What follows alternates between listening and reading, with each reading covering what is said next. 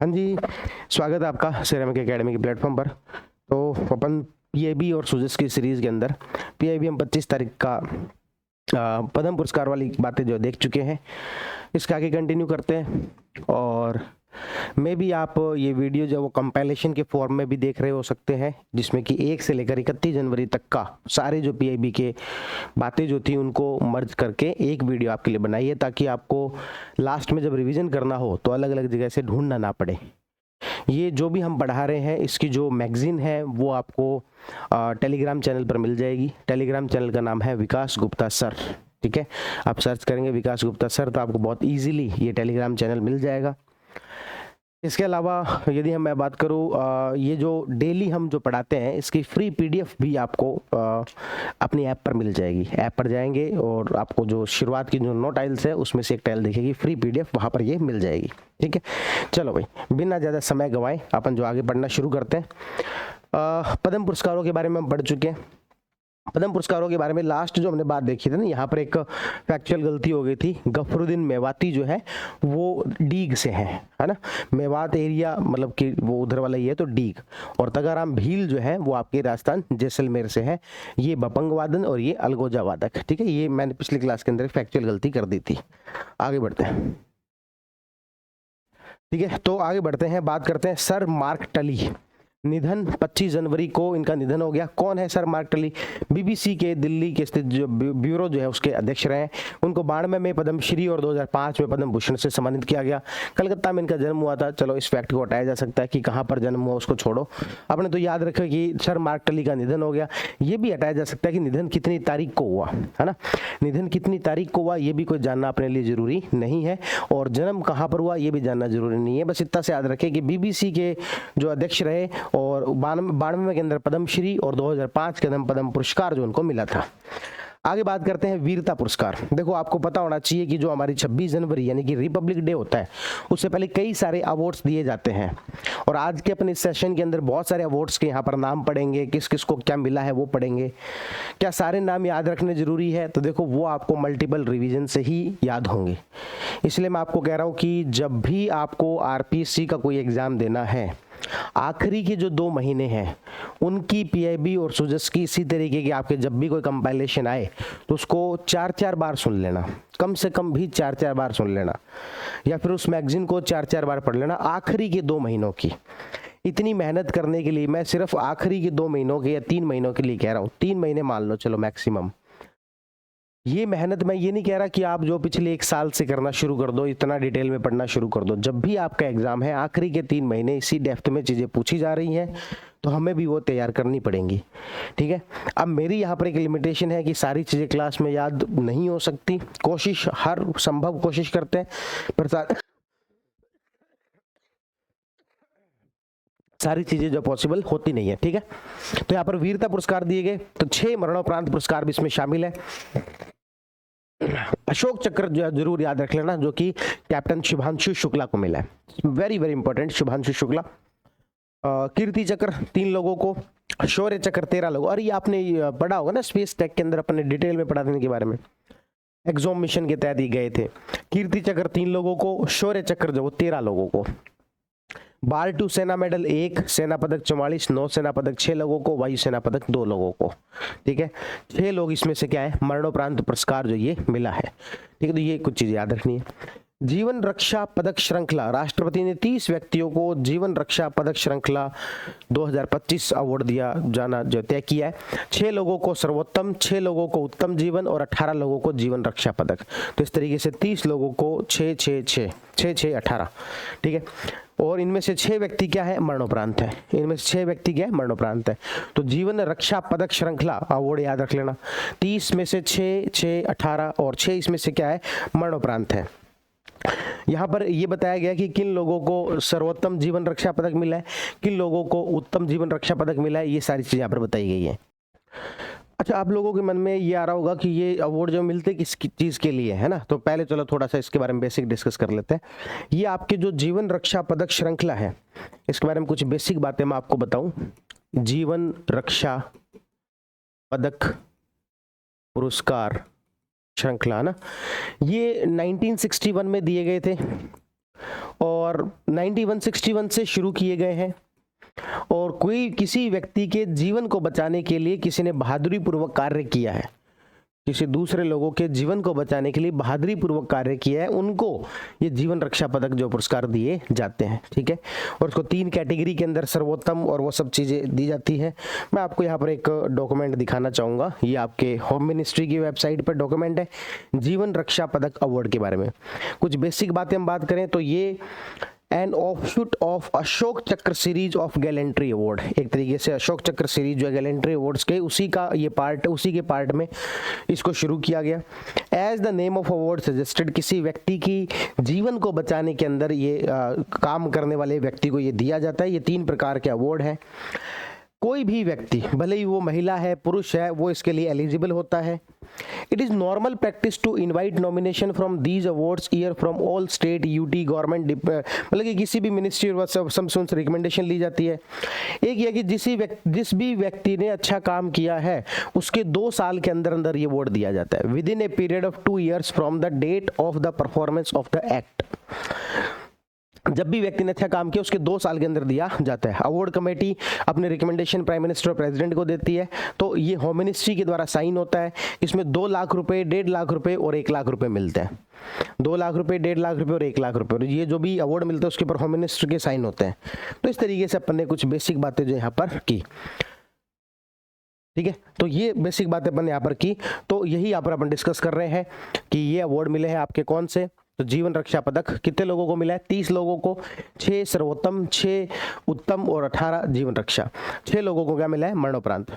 अब कौन सर्वोत्तम है, कौन उत्तम है, एक बार नाम पढ़ लो, याद हो जाए तो अच्छी बात है, नहीं हो तो कोई बात नहीं, कम से कम एक बार पढ़े होने चाहिए। मनोहर सिंह चौहान मध्य प्रदेश, इसमें से राजस्थान का कोई होता तो हम और बहुत जो अच्छे से उसको याद रखते, पर है नहीं यहाँ पर। राजेंद्र प्रसाद मिश्रा, PS गौरीशंकर राजा, नायक आशुतोष विश्वास, दीपक कुमार और नायब सूबेदार मंजीत। इधर सुमित यादव, वसीम, ये आपको देखो पढ़ने पड़ेंगे, इसमें कुछ ऐसा बताने लायक है नहीं। सर्वोत्तम वाले और उत्तम वाले अपन ने देख लिए, अब वो बाकी जीवन रक्षा वाले 18 और है तो वो कोई नहीं देखे जा सकते। गणतंत्र दिवस 2026 के अवसर पर पुलिस, अग्निशमन, होमगार्ड और सिविल डिफेंस, इनको भी वीरता और सेवा पदक से सम्मानित किया गया। इसमें वीरता पदक 125 लोगों को, विशिष्ट सेवा पदक 101 लोगों को और सराहनीय सेवा के लिए 756 लोगों को। तो 125, 101 और 756। इसमें से राजस्थान से प्राप्त पुरस्कारकर्ता कौन है, प्राप्तकर्ता कौन है? अग्निशमन सेवा कर्मचारियों में याद रखना ताराचंद भट्ट। यहाँ पर अग्निशमन वाले कितने थे आपके, ये इसमें थे ना जो हाँ, ये पुलिस, अग्निशमन, होमगार्ड और सिविल डिफेंस, इसमें सब में अलग अलग में मिलते रहे हैं ये। तो ये आपके अग्निशमन जनरल जो सर्विसेज है उसके लिए ये होता है। ठीक है, तो अग्निशमन सेवा कर्मियों में कौन है? वीरता पदक ताराचंद भट्ट। विशिष्ट सेवा के लिए जो है वो है शांतनु कुमार सिंह SP। सराहनीय सेवा के लिए तो बहुत सारे हैं, 16 लोग हैं। तो सबसे पहले तो आपको वीरता पदक वाला याद रख लेना, अग्निशमन सेवा कर्मचारियों में ताराचंद भट्ट। ऐसा लगा दो कि भी जो तारा और चांद एक तरीके से ठंडे होने का प्रतीक है। किसका प्रतीक है? ठंडे होने का प्रतीक है। तो भट्टी में जो आग लग रही थी उसके ऊपर चांद यानी कि ठंडे का प्रतीक ताराचंद। तो अग्नि सेवा कर्मचारियों के अंदर जो वो वीरता पदक किसके द्वारा? ताराचंद भट्ट के द्वारा। और विशिष्ट सेवा के लिए शांतनु कुमार सिंह। कौन? शांतनु कुमार सिंह। ये भी शांत रहे, इनको भी शांत, तो शांत, ठीक है ना। तो शांतनु कुमार सिंह इनको विशिष्ट सेवा के लिए। अब सराहनीय सेवा के लिए किनको? तो देखो भाई इतने सारे लोग हैं, एक बार नाम पढ़ लेना। अब आपकी किस्मत याद रह जाए, आपको याद रह जाए और आप वो पूछ ले ना पूछे, कुछ भी पॉसिबिलिटी है यहाँ पर। ठीक है, तो एक बार पढ़ लेना। ठीक है, उसके बाद में NHA ने ICMR और national institute of foreign research in digital health and data science और IIT कानपुर के सहयोग के साथ IIT कानपुर में स्वास्थ्य क्षेत्र में AI के लिए एक डिजिटल पब्लिक गुड्स DPG के विकास हेतु फेडरेटेड इंटेलिजेंस हैकाथॉन का आयोजन किया है। कुल मिला के पूरी बात में क्या याद रखना है? एक कोई इंटेलिजेंस हैकाथॉन बनाई गई है, मतलब का आयोजन किया गया, जिसके अंदर बताया गया कि भी किस तरीके से हमें आगे इसको लेकर बढ़ना है, AI को लेकर डिजिटल पब्लिक गुड्स को लेकर, डिजिटल पब्लिक जो हेल्थ है उसको बढ़ावा देने के लिए। तो कहां पर किया गया? आईआईटी कानपुर में किया गया। कहां पर किया गया? ये आईआईटी कानपुर में किया गया। ठीक है, उसके बाद पंचायती राज मंत्रालय के अंदर चैटबॉट पंचम, इसको थोड़ा सा और गंभीरता के साथ याद रख लेना भाई। चैटबॉट पंचम ये क्या है? 25 जनवरी को पंचायत सहायता संदेश चैटबॉट पंचम का शुभारंभ किया गया। पंचम में यहां पर मतलब है पंचायत से, पंचम का यहां पर मतलब क्या आपके पंचायत से है। ठीक है, तो यह पहली बार भारत सरकार और देश भर में 30 लाख से अधिक निर्वाचित प्रतिनिधियों और पंचायत पदाधिकारियों के बीच सीधा डिजिटल संपर्क स्थापित करता है पूरे भारत भर के अंदर। मान लो भारत सरकार को अब जितने भी हमारे सरपंच हैं उनको एक मैसेज भेजना है तो उनके पास में एक चैटबॉट पंचम है। यह यूनिसेफ के सहयोग से विकसित किया गया। बहुत इंपॉर्टेंट पॉइंट है ये। किसके सहयोग से विकसित किया गया? यूनिसेफ के सहयोग से। पंचायत सहायता संदेश चैटबॉट है पंचम, और पहली बार है जब 30 लाख से अधिक जो आपके पंचायत के जो प्रतिनिधि हैं और जो पदाधिकारी है उनके बीच में कम्युनिकेशन जो हो सकेगा। ठीक है, तो ये इस प्रकार का 2024-25 के लिए पैसा रैंकिंग जारी की गई। सबसे पहले तो ये समझ लो पैसा क्या है। तो देखो बहुत सारे ऐसे क्षेत्र हैं जहां पर कि हमारा पंचायती राज व्यवस्था लागू नहीं होती शेड्यूल्ड एरिया के अंदर, तो इसीलिए कानून बनाया गया 1996 के अंदर, जिसको अपन बोलते हैं Panchayati Raj extension to scheduled areas. Panchayati Raj extension to scheduled areas. PESA, तो ये जो पैसा है इसको लेकर एक रैंकिंग जारी की गई है कि कहां पर क्या अच्छी परफॉर्मेंस हो रही है, वो सारी बातें। तो PESA Panchayati Raj extension to scheduled area act कब का है? 1996 का। 5वीं अनुसूची के अंतर्गत आने वाले 10 राज्यों में जहां पैसा अधिनियम लागू नहीं होता है ना। 5वीं अनुसूची के अंतर्गत आने वाले 10 राज्यों में जहां पर पैसा अधिनियम की बजाय कहेंगे पंचायती राज, अच्छा हाँ ठीक है, पंचायती राज लागू नहीं होता है या पैसा अधिनियम लागू होता है। ठीक है ना, एक ही बात है। मैंने क्या है ना कि हमारे कुछ जगह पर क्या नहीं लागू होता? पंचायती राज लागू नहीं होता, तो फिर वहां पर कौन सा कानून लागू होता है? वहां पर पैसा लागू होता है। कौन से ऐसे? तो शेड्यूल्ड एरियाज, अनुसूचित क्षेत्र। ये कौन से है? जो आपके अनुसूची 5 के अंदर बताए गए। अनुसूची 5 के अंदर 10 राज्य है ना, उसके लिए है। अनुसूचित संख्या 6 में तो क्या है? उसमें तो ये 4 राज्य है, असम, त्रिपुरा, मेघालय, मणिपुर, सॉरी आपके मिजोरम। ठीक है, और अनुसूची 5 में 10 राज्य बताए गए, उसमें से राजस्थान भी अपना एक एरिया आता है, वहां पर जो है वो पैसा कानून लागू होता है। इस रैंकिंग का क्या उद्देश्य होगा? तो भाई काम अच्छा हो, ग्राम केंद्रित स्वशासन को मजबूत करने के लिए पहचान की जा सके। तो क्या बताया गया यहाँ पर? फ्रंट रनर में कौन है? महाराष्ट्र, मध्य प्रदेश और हिमाचल प्रदेश। फ्रंट रनर में कौन से राज्य है? महाराष्ट्र, मध्य प्रदेश और हिमाचल प्रदेश। परफॉर्मर की बात करें तो राजस्थान, छत्तीसगढ़ और तेलंगाना। एस्पिरेंट की बात करें तो आंध्र प्रदेश और गुजरात, और बिगिनर की बात करें तो उड़ीसा और झारखंड। टोटल वैसे ही कितने राज्य हैं? 10 राज्य हैं। टोटल वैसे ही कितने राज्य? इसके अंदर 10 राज्य, 10 के 10 को अपन ने किसी ना किसी कैटेगरी में रख दिया। इसमें से अपना जो सबसे इंपॉर्टेंट है वो जरूर याद रख लेना। परफॉर्मर में राजस्थान पहले नंबर पर है, यहाँ पर परफॉर्मर में राजस्थान को यहाँ पर रखा गया है। और फ्रंट रनर में किसको रखा गया है? तो एमएमएच। ठीक है, महाराष्ट्र, मध्य प्रदेश और हिमाचल प्रदेश। महाराष्ट्र, मध्य प्रदेश और हिमाचल प्रदेश को यहाँ पर पहले यानी कि फ्रंट रनर में रखा गया है। अपने वाले में कौन है? अपने वाले में ये आरटीसी, राजस्थान, तेलंगाना और छत्तीसगढ़, या आरसीटी कर लो, राजस्थान, छत्तीसगढ़ और तेलंगाना। एस्पिरेंट में आंध्र प्रदेश और गुजरात, और बिगिनर के अंदर उड़ीसा और झारखंड। ये सबसे ज्यादा जो ईस्ट के अंदर है, सबसे ज्यादा ईस्ट में जो है उड़ीसा और झारखंड, ये अभी बिगिनर है। सबसे ज्यादा ईस्ट में जो है वो अभी क्या है? बिगिनर है। और जो आपके नॉर्थ या फिर इधर वाली साइड है, आपके महाराष्ट्र है, आपके मध्य प्रदेश है और आपके हिमाचल प्रदेश है, ये जो है आपके क्या है? फ्रंट रनर है। और फिर इधर से आपके राजस्थान, इधर से आपके छत्तीसगढ़, इधर से तेलंगाना, ये इसमें आते हैं। और बीच में बड़े आंध्र प्रदेश और गुजरात, कोस्टल एरिया, तो ये एस्पिरेंट में आते हैं। तो ये यहाँ पर रैंकिंग जारी की गई है। इसके अलावा और क्या किया गया? माई भारत राष्ट्रव्यापी पद यात्रा 25 जनवरी प्रधानमंत्री द्वारा राष्ट्रीय मतदाता दिवस के अवसर पर। इस पहल को पहला वोट, पहली जिम्मेदारी, पहला गौरव को रेखांकित करती है। ये थीम जो इसकी थी, पहला वोट, पहली जिम्मेदारी, पहला गौरव। माई भारत के युवा समाजसेवक पहली बार मतदान करने वाले मतदाता को प्रोत्साहित करेंगे। और ये कार्यक्रम जो है अक्टूबर 2023 में सबसे पहले इसकी शुरुआत की गई थी, माई भारत राष्ट्रव्यापी पद यात्रा, जिससे कि जो फर्स्ट टाइम वोटर हैं उनको मोटिवेट किया जा सके कि हाँ भाई आपको वोट करना चाहिए। ठीक है, तो एक तो माई भारत राष्ट्रव्यापी पदयात्रा के बारे में बात की, एक जो अपन ने यहाँ पर पैसा रैंकिंग की बात की, चैटबॉट की बात की, ये वाली कोई खास बात है नहीं, और ये वीरता पुरस्कार वाली अपन ने बात की। तो ये सारी चीजें अपन ने पढ़ी है किसके अंदर? 25 जनवरी में। अब हम आगे बढ़ते हैं 26 जनवरी, क्योंकि 25 जनवरी आधा हम पहले भी पढ़ चुके थे।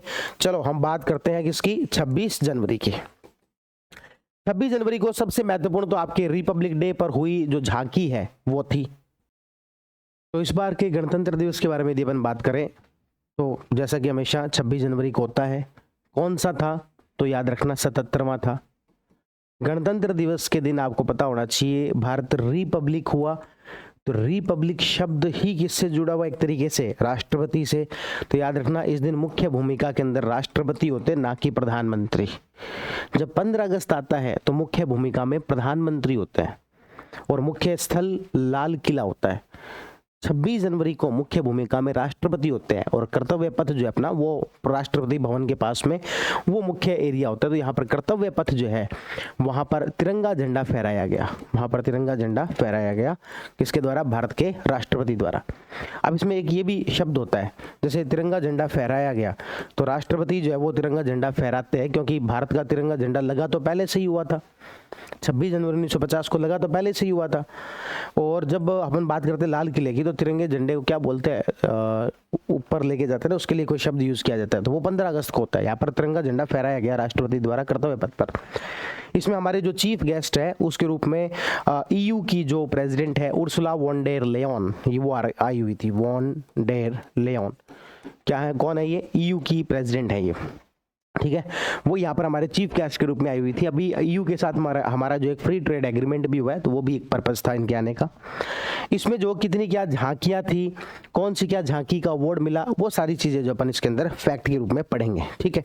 एक एक करके बात करते हैं। सबसे पहला जो फैक्ट याद रखने लायक है वो क्या है, ये कौन सा गणतंत्र दिवस था, 77। कार्यक्रम कहाँ हुआ, कर्तव्य पथ नई दिल्ली। कर्तव्य पथ पर राष्ट्रीय ध्वज फहराया। थीम क्या थी, very very important, Vande Mataram के 150 वर्ष। आपको पता है 2025 के अंदर 25 में ही हो गए थे, 2025 के अंदर वंदे मातरम के 150 वर्ष पूरे हो गए। तो ये वाला जो है वो आपके इसमें थीम के रूप में रखा गया, वंदे मातरम के 150 वर्ष। इसकी थीम जरूर याद रख लेना, थीम पर जो है क्वेश्चन पूछा जा सकता है। वंदे मातरम के 150 वर्ष पूरे हो गए, तो वो इसको थीम के रूप में यहाँ पर रखा गया। उसके बाद में मुख्य अतिथि हम बात कर चुके, ईयू के जो अध्यक्ष है एंटोनियो कोस्टा और यूरोपीय आयोग की जो अध्यक्ष है उर्सुला वॉन डेर लेयन।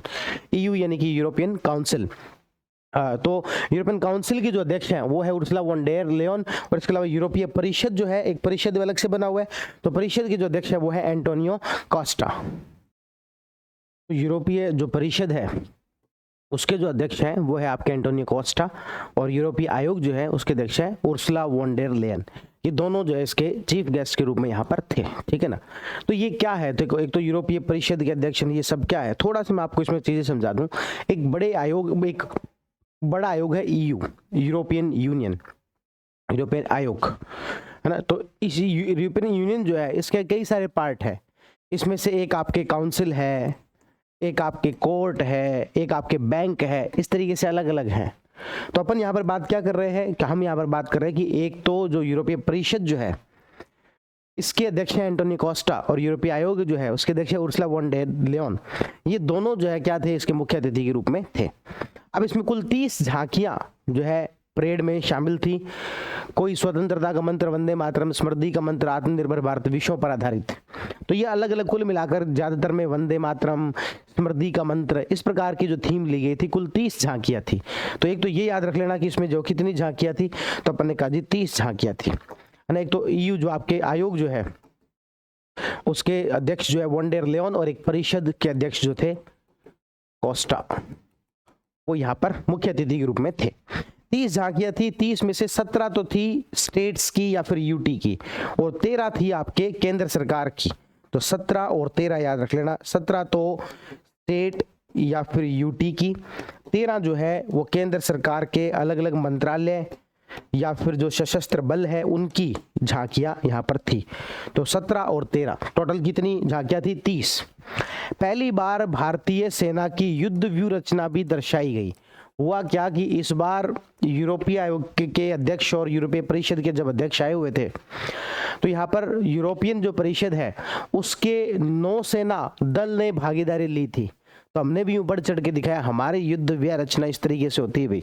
तो युद्ध व्यू रचना भी यहाँ पर प्रदर्शित की गई और यूरोपीय नौसेना दल ने भी इसके अंदर भागीदारी ली थी पहली बार, है ना। तो इसमें ये ध्यान रखना, एक तो अपने वालों ने तो क्या किया, युद्ध व्यू रचना, और यूरोप वालों ने क्या किया, तो यूरोप वालों ने जो है वो पहली बार यहाँ पर नौसैनिक दल ने यूरोप के भाग लिया। ठीक है, तो ये बातें चल रही हैं। और देखते हैं क्या हुआ। राष्ट्रीय ध्वज फहराने, राष्ट्रगान और 21 तोपों की सलामी के साथ में जो है परेड की शुरुआत होती है। उसके बाद में आते हैं राजस्थान की झांकी पर। राजस्थान की जो झांकी थी वो कुछ इस प्रकार की थी, ये आपको यहाँ पर दिखाई दे रही होगी वीडियो। ठीक है, ये बस फोटो ही आई थिंक, है ना।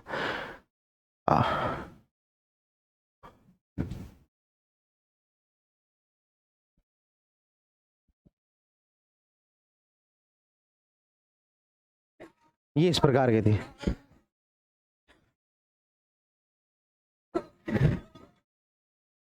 ठीक है, इनमें यदि अपन सारी चीजों को नोटिस करेंगे कि क्या क्या चीज दिखाई गई है, तो एक तो हमें ध्यान रहेगा बीकानेर की उस्ता कला, है ना। ऊंटों पर की जाने वाली जो कला है उसको अपन क्या बोलते हैं, उस्ता कला। तो बीकानेर की उस्ता कला को दिखाया गया है।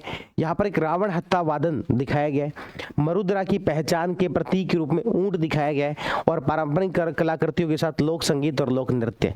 तो आपको ये जो देखेंगे झांकी, एक फोटो में ही आपको चीजें याद रह जाएंगी कि ऊंट था, ऊंट के ऊपर की गई कला थी और रावण हत्था था। ठीक है, इसकी थीम क्या थी, थीम थी राजस्थान मरुस्थल का स्वर्ण स्पर्श। थीम क्या थी, राजस्थान मरुस्थल का स्वर्ण स्पर्श। और इसके डिजाइनर थे हरशिव कुमार, है ना। तो ये राजस्थान वाली जो झांकी है इसके बारे में बेसिक जो बातें आपको याद रखनी है, क्योंकि सबसे ज्यादा इंपॉर्टेंट हमारे लिए यही होती है। तो राजस्थान वाली झांकी के डिजाइनर कौन थे, तो याद रखना है हरशिव कुमार। थीम क्या थी, तो मरुस्थल स्वर्ण स्पर्श, मरुस्थल का स्वर्ण स्पर्श। ठीक है, और क्या दिखाया गया था, ऊंट के ऊपर की गई उस्ता कला और रावण हत्था, ये जो है यहाँ पर दिखाया गया था। ठीक है, अब क्या होता है कि जैसे कि 17 तो स्टेट और यूटी की झांकियां हो गई, 13 जो है वो केंद्र और मंत्रालय इनकी झांकियां हो गई। अब इनको जो है वो दिए जाते हैं अवार्ड्स, कौन सी झांकी सबसे अच्छी थी और किसी को भी नाराज क्यों करें, इसलिए सभी झांकियों को कोई ना कोई छोटा मोटा सातवां पुरस्कार दे ही देते हैं। किसी कह देंगे ये हमारे राज्यों में सबसे अच्छी ये वाली थी। पॉपुलर चॉइस, कि हमने तो इसको चुना लेकिन जनता ने इसको चुना है, तो 2 को तो अवार्ड वैसे दे देते हैं, फिर 2 को मंत्रालय वाली को दे देते हैं, ऐसे करके सारों को ही जो ले दे के अवार्ड सबको ही दिया हुआ है। तो यहाँ पर बताया गया कि सर्वश्रेष्ठ मार्चिंग दस्तों और सर्वश्रेष्ठ झांकियों का परिणाम। सबसे पहले कहा तीनों सेनाओं के अंदर जो है वो अच्छी झांकी किसकी थी, बोले भारतीय नौसेना की। पैनल ने किसको चुना, भारतीय नौसेना को। ये तय कर रखा है कि पॉपुलर चॉइस में अलग रखेंगे, जनता ने इसको चुन लिया, हम क्या करें, और जो है पैनल ने तो इसको चुना था भारतीय। तो पैनल आपका इसका मतलब ठीक नहीं है फिर ठीक है, पॉपुलर चॉइस से पूरा ही अलग आ रहा है। कोई एक आधे में तो मैच हो जाए भाई, पर आपको सबको राजी रखना है, उस हिसाब से दिए गए। तो भारतीय नौसेना वाली जो है उसको पैनल द्वारा विजेता घोषित किया गया। ऐसे भी याद रख सकते हैं, यूरोप वाली भी नौसेना आई हुई थी, तो भारतीय नौसेना का बहुत अच्छी झांकी होनी चाहिए, तो भारतीय नौसेना वाले यहाँ पर पॉपुलर इसमें पैनल ने घोषित कर दिया। पॉपुलर चॉइस के अंदर असम रेजिमेंट, फिर आगे सीएपीएफ या अन्य सहायक बलों में, ये तो सेनाओं में सर्वश्रेष्ठ कौन सी थी, बोले भारतीय नौसेना। सीएपीएफ वाली में तो बोले यहाँ पर दिल्ली पुलिस। पॉपुलर चॉइस में सीआरपीएफ। ठीक है, अब आ जाते हैं राज्यों पे। राज्यों में क्या अपना राजस्थान का कहीं नाम आएगा, देखो पैनल ने तो भैया बनाया नहीं, तो अपने को नाम दे दिया यहाँ पर पॉपुलर चॉइस में। ठीक है, देखेंगे तो राज्य या केंद्र की बात करें तो पहले नंबर पर आपके यहाँ पर आगे महाराष्ट्र वाले। महाराष्ट्र वाले क्या दिखाएंगे, महाराष्ट्र में अपन मॉडर्न हिस्ट्री में पढ़ते हैं शिव उत्सव, गणेश उत्सव, क्या पर गणेश उत्सव को दिखाया गया आत्मनिर्भरता का प्रतीक। फिर जम्मू कश्मीर वाले क्या करेंगे, हस्तशिल्प। फिर केरल वाले क्या दिखाएंगे, वाटर मेट्रो और 100% डिजिटल साक्षरता। केरल में यही फेमस है, 100% डिजिटल साक्षरता और वाटर मेट्रो। तो राज्यों की पैनल द्वारा घोषित ये थे, पहले नंबर पर महाराष्ट्र, दूसरे नंबर जम्मू कश्मीर, तीसरे नंबर पर आपके केरल। इस तरीके से याद रखा जा सकता है, एक बीचों बीच है, एक सबसे ऊपर है, एक सबसे नीचे है। ठीक है, तो महाराष्ट्र पहले पर और जम्मू कश्मीर, फिर उसके बाद में केरल। अब आते हैं हम पॉपुलर चॉइस में। पॉपुलर चॉइस में पहले पर गुजरात है, दूसरे पर यूपी है, तीसरे पर राजस्थान है।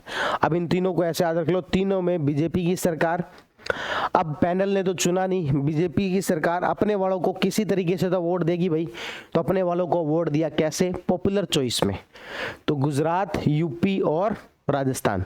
गुजरात वालों की थी स्वदेशी का मंत्र, यूपी वालों की थी बुंदेलखंड की संस्कृति, और अपने राजस्थान वालों की तो अपन झांकी देख के आ चुके हैं, हर्षु कुमार ने डिजाइन की, उस्ता कला, वो सब चीजें। ठीक है, तो हमने ये देख लिया कि राज्यों की जो झांकियां थी किसको क्या। अब आगे मंत्रालयों की झांकी, उनको भी अवार्ड देंगे। तो संस्कृति मंत्रालय की जो झांकी है उसकी थीम थी वंदे मातरम, एक राष्ट्र की एक आत्मा की पुकार। और पॉपुलर चॉइस में स्कूली शिक्षा और साक्षरता अभियान वाले को अवार्ड मिला। ठीक है, विशेष पुरस्कारों में बात करें, केंद्रीय लोक निर्माण विभाग और संस्कृति मंत्रालय, इनको अवार्ड मिले। ठीक है, मुख्य रूप से स्टेट वाली याद रख लेना, और जो सेना वाली है वो याद रख लेना। स्टेट वाली में महाराष्ट्र, जम्मू कश्मीर और केरल है, और पॉपुलर चॉइस के अंदर आपके गुजरात और यूपी और राजस्थान है। अब ये जो अपने जो पॉपुलर चॉइस के अंदर अवार्ड मिला, ये अवार्ड दिया किसने? तो भारत के रक्षा राज्य मंत्री संजय सेठ से राज्य के अतिरिक्त मुख्य सचिव, जो कि पर्यटन, कला, साहित्य इन सब के, प्रवीण गुप्ता, उन्होंने 30 जनवरी को राजस्थान का पॉपुलर चॉइस श्रेणी का पुरस्कार नई दिल्ली के महिपालपुर में जो रक्षा संस्थान है वहां पर ग्रहण किया। ठीक है ना, तो किसने ग्रहण किया? प्रवीण गुप्ता ने। क्या है प्रवीण गुप्ता? एसीएस है यहाँ पर, मतलब कि आपके मुख्य अतिरिक्त मुख्य सचिव पर्यटन के प्रवीण गुप्ता, उन्होंने किया। किससे? तो आपके राज्य मंत्री जो है, रक्षा राज्य मंत्री संजय सेठ, उनसे अवार्ड लिया। कब? 30 जनवरी को। कहां पर? नई दिल्ली में। नई दिल्ली में कहां पर? महिपालपुर में रक्षा संस्थान है, वहां पर। ठीक है, कर्तव्य पथ पर सांस्कृतिक प्रस्तुति में लगभग 2500 कलाकार भाग लेंगे क्या मतलब ले लिया है। देश भर से किसानों, हस्तशिल्प वैज्ञानिकों और खिलाड़ियों सहित 10,000 विशेष अतिथि बुलाए गए। तो ये तो ठीक है, कोई खास बात है नहीं। तो 2500 कलाकार हो गए और 10,000 यहाँ पर क्या हो गए? विशेष अतिथि हो गए। तो इस तरीके से कलाकार कितने? 2500, और विशेष अतिथि कितने? 10,000। हर एक के साथ 4 लोग भी आए तो 10,000 हो गए। ठीक है, अब उसके बाद में क्या होता है कि जब आपके वो पूरा कार्यक्रम हो जाता है ना 26 जनवरी वाला, तो उसके 2-3 दिन बाद में ये होता है बीटिंग द रिट्रीट। एक तरीके से राष्ट्रपति जी द्वारा पार्टी दी जा रही है। तो औपचारिक कार्यक्रम 3 दिन बाद 29 जनवरी को संपन्न होते हैं। इसे बीटिंग द रिट्रीट कहा जाता है। ये विजय चौक पर होती है और गणतंत्र दिवस समारोह के औपचारिक समापन का प्रतीक है। 26 जनवरी का अब कार्यक्रम है, कई दिन हो गए चलते हुए, राष्ट्रपति जी अब पार्टी देंगे और अब ये समापन है। तो बीटिंग द रिट्रीट बोलते हैं, और वो नगाड़े टाइप बजाते हैं, तो इसलिए beating the retreat. Beating retreat सदियों पुरानी सैन्य परंपरा का प्रतीक है। जब सूर्यास्त के समय में रिट्रीट की ध्वनि बजने पर सैनिक लड़ना बंद कर देते हैं और अपने हथियारों को म्यान में रख लेते हैं और युद्ध के मैदान से हटकर शिविरों में वापस लौट जाते हैं। तो बीटिंग द रिट्रीट ये 2-3 दिन बाद होता है, 29 जनवरी को ही होता है। विजय चौक पर ये कार्यक्रम हुआ। ठीक है, तो ये अपन ने बीटिंग द रिट्रीट के बारे में पढ़ लिया। उसके बाद में भारत पर्व।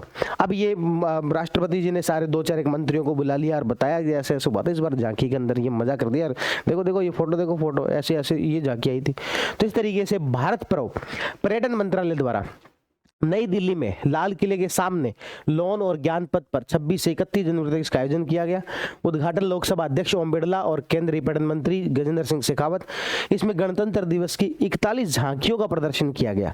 भी कौन कौन सी झांकियां आई थी वो सब चीजें। तो भारत पर्व का ये जो है वो आपके लाल किले के सामने पर्यटन मंत्रालय के द्वारा, और जो वो अध्यक्ष उद्घाटन ओम बिरला ने और जो मंत्री गजेंद्र सिंह शेखावत उन्होंने किया, और गणतंत्र दिवस की 41 झांकियों का यहाँ पर क्या किया गया? प्रदर्शन किया गया। ठीक है, तो ये बेसिक बातें अपन ने पढ़ी किसके अंदर? 26 जनवरी में।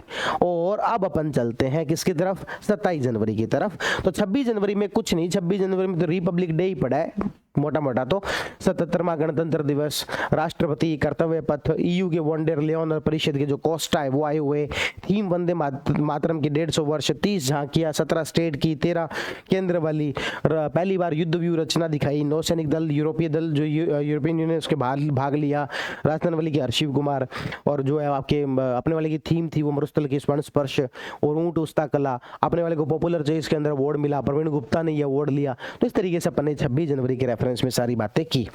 अब अपन चलते हैं 27 जनवरी की तरफ। 27 जनवरी को मुख्य रूप से क्या होगा? 27 जनवरी को ये जो ईयू वाले आपके आए हुए ना कोस्टा और जो है वनडेर लियोन, तो ये यहाँ पर हमारे साथ में एक समझौता करेंगे। तो उसके बारे में जो अपन यहाँ पर डिटेल में पढ़ने जा रहे हैं। तो यूरोपीय परिषद के अध्यक्ष एंटोनियो कोस्टा और यूरोपीय के अध्यक्ष उर्सुला वनडेर लियोन की भारत यात्रा, इसमें बताया गया ये मुख्य अतिथि के रूप में शामिल हुए थे। ये अपन ने पहली बार देख लिया। और गणतंत्र दिवस समारोह में यूरोपीय संघ की ये पहली सहभागिता थी। हमारे यहाँ पर अलग अलग देशों से, यूरोप के अलग अलग देशों से जो रिप्रेजेंटेटिव है वो मुख्य अतिथि के रूप में कई बार आ चुके हैं, जैसे कि फ्रांस वाले तो आते ही रहते हैं, सबसे ज्यादा रिकॉर्ड ही उन्हीं का है। लेकिन यूरोपीय संघ की ये पहली सहभागिता थी, है ना। तो यूरोपियन यूनियन के तौर पर ये पहली सहभागिता थी। नई दिल्ली के भारत मंडपम में भारत EU बिजनेस फोरम का आयोजित किया गया।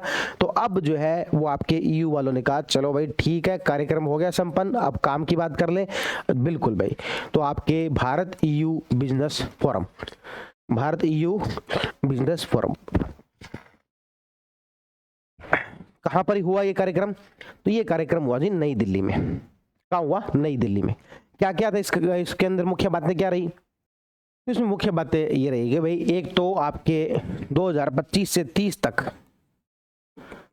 व्यापार वगैरह कैसे करना है उसका एक रणनीतिक एजेंडा बना लेते हैं, स्ट्रेटेजिक एजेंडा तैयार कर लेते हैं। ठीक है, बोले ठीक है, और बताओ क्या करें?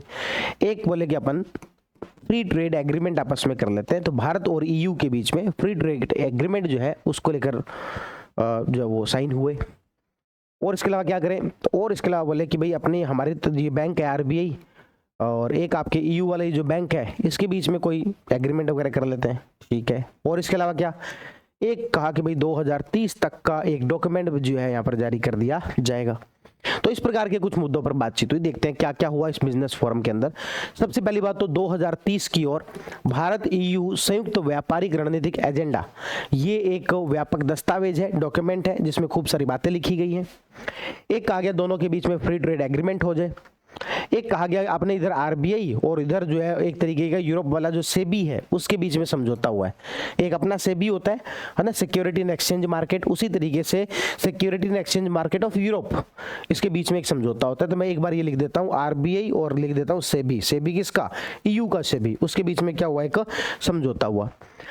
कौशल गतिशीलता को बढ़ाने के लिए यूरोपीय संघ के पायलट लीगल गेटवे कार्यालय स्थापना की घोषणा की गई। कौशल गतिशीलता यानी कि स्किल जो है वो ज़्यादा से ज़्यादा जो है दोनों देशों के बीच में स्किल्ड जो क्या कहेंगे एम्प्लॉय जो है वो एक दूसरे देश में जाए।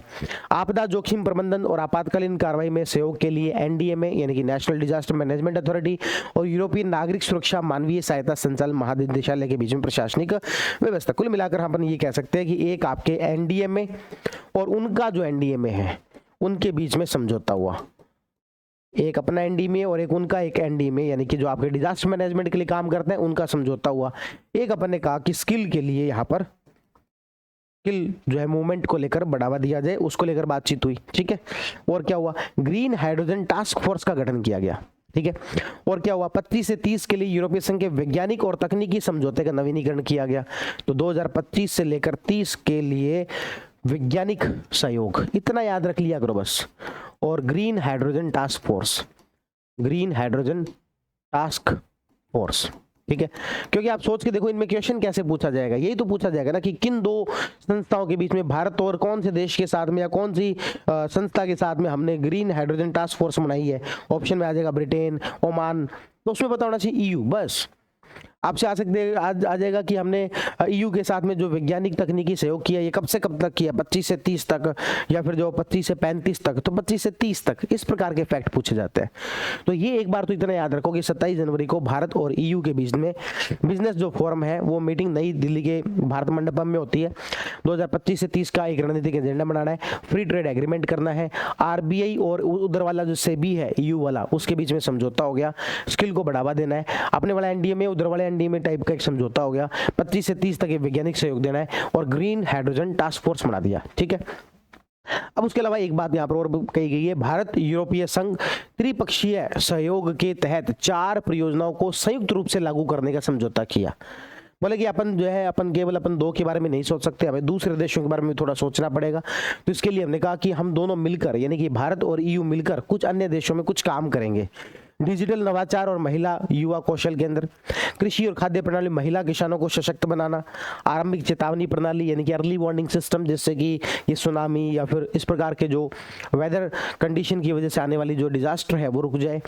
अफ्रीका और हिंद प्रशांत क्षेत्रों में शोर आधारित सतत ऊर्जा परिवर्तन, तो कुछ खास ऐसा कुछ है नहीं, महिला विकास के लिए है ना, इस प्रकार की बातें की गई है। अब मुख्य रूप से जहां से कि आपसे क्वेश्चन पूछे जाने की लगभग 100% पॉसिबिलिटी है, वो है भारत और ईयू के बीच में मुक्त व्यापार समझौता। That is most important point, Bharat और ईयू के बीच में मुक्त व्यापार समझौता, फ्री ट्रेड एग्रीमेंट अभी जो हुआ है उसके बारे में पढ़ेंगे। ठीक है, तो इसमें से important fact, most important fact वगैरह ये सब क्या है तो हम पढ़ते हैं भाई। सबसे पहली बात, ये भारत और ईयू के बीच में एक फ्री ट्रेड एग्रीमेंट हुआ है। ये 16वां भारत ईयू व्यापार संघ सम्मेलन था, उसके अंदर ये एग्रीमेंट हुआ। ये बिजनेस फोरम जो था वो कौन सा था आपके, 16वां था, 16 था, उसके अंदर ये जो साइन हुआ। इसको कहा जा रहा है मदर ऑफ ऑल डील। इसको किस रूप में जाना गया है, मदर ऑफ ऑल डील। जितनी भी अब डील हुई है उन सब की एक तरीके से जननी हो गई, मदर ऑफ ऑल डील। जो ईयू है ये भारत का 22वां एफटीए पार्टनर है, यानी कि भारत 22 अन्य देशों या संस्थाओं के साथ फ्री ट्रेड एग्रीमेंट कर चुका है। तो ईयू जो भारत क्या क्या है, 22वां एक तरीके से फ्री ट्रेड एग्रीमेंट पार्टनर है। ठीक है, मदर ऑफ ऑल डील से कहा जा रहा है। 16वां भारत ईयू व्यापार संघ के दौरान ये साइन किया गया, 27 जनवरी को किया गया। कब किया गया, 27 जनवरी को किया गया।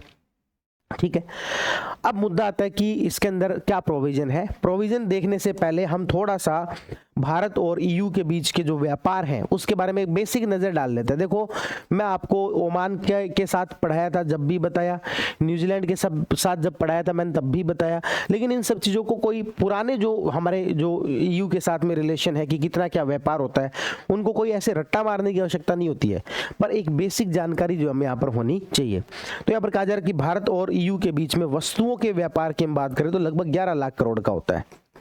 और मैं यहाँ पर लगभग में ही आपको बात बताऊंगा कि लगभग 11 लाख करोड़ का होता है, और सेवाओं का यदि हम देखें तो लगभग 7 लाख करोड़ के आसपास होता है।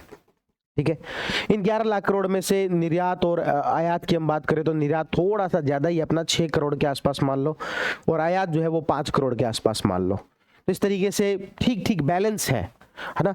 तो भारत और ईयू के बीच में इतना क्या व्यापार होता है, वस्तुओं का 11 लाख करोड़ का हो गया, सेवाओं का 7 लाख करोड़ का हो गया।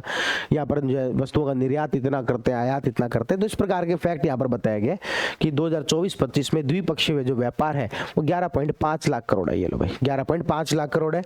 इसमें से निर्यात कितना बता रहे हैं, इसमें से निर्यात 6.4 और 5.1 का क्या बता रहे हैं, आयात बता रहे हैं। तो 6.4 और 5.1। ठीक है, तो इसकी बजाय आप क्या याद रख जाए, 11, 6, 5, सिंपल है। और इधर 7 लाख करोड़ का जो है आपके क्या है, सेवाओं का, सेवाओं में 7.2 लाख करोड़ है। ठीक है, अब हम आ जाते हैं सीधे एग्रीमेंट पर। ये तो हो गई बेसिक बातें, पुरानी बातें। अब हम चलते हैं सीधे किसकी तरफ, एग्रीमेंट की तरफ। चलो भाई, एग्रीमेंट की तरफ बात करते हैं।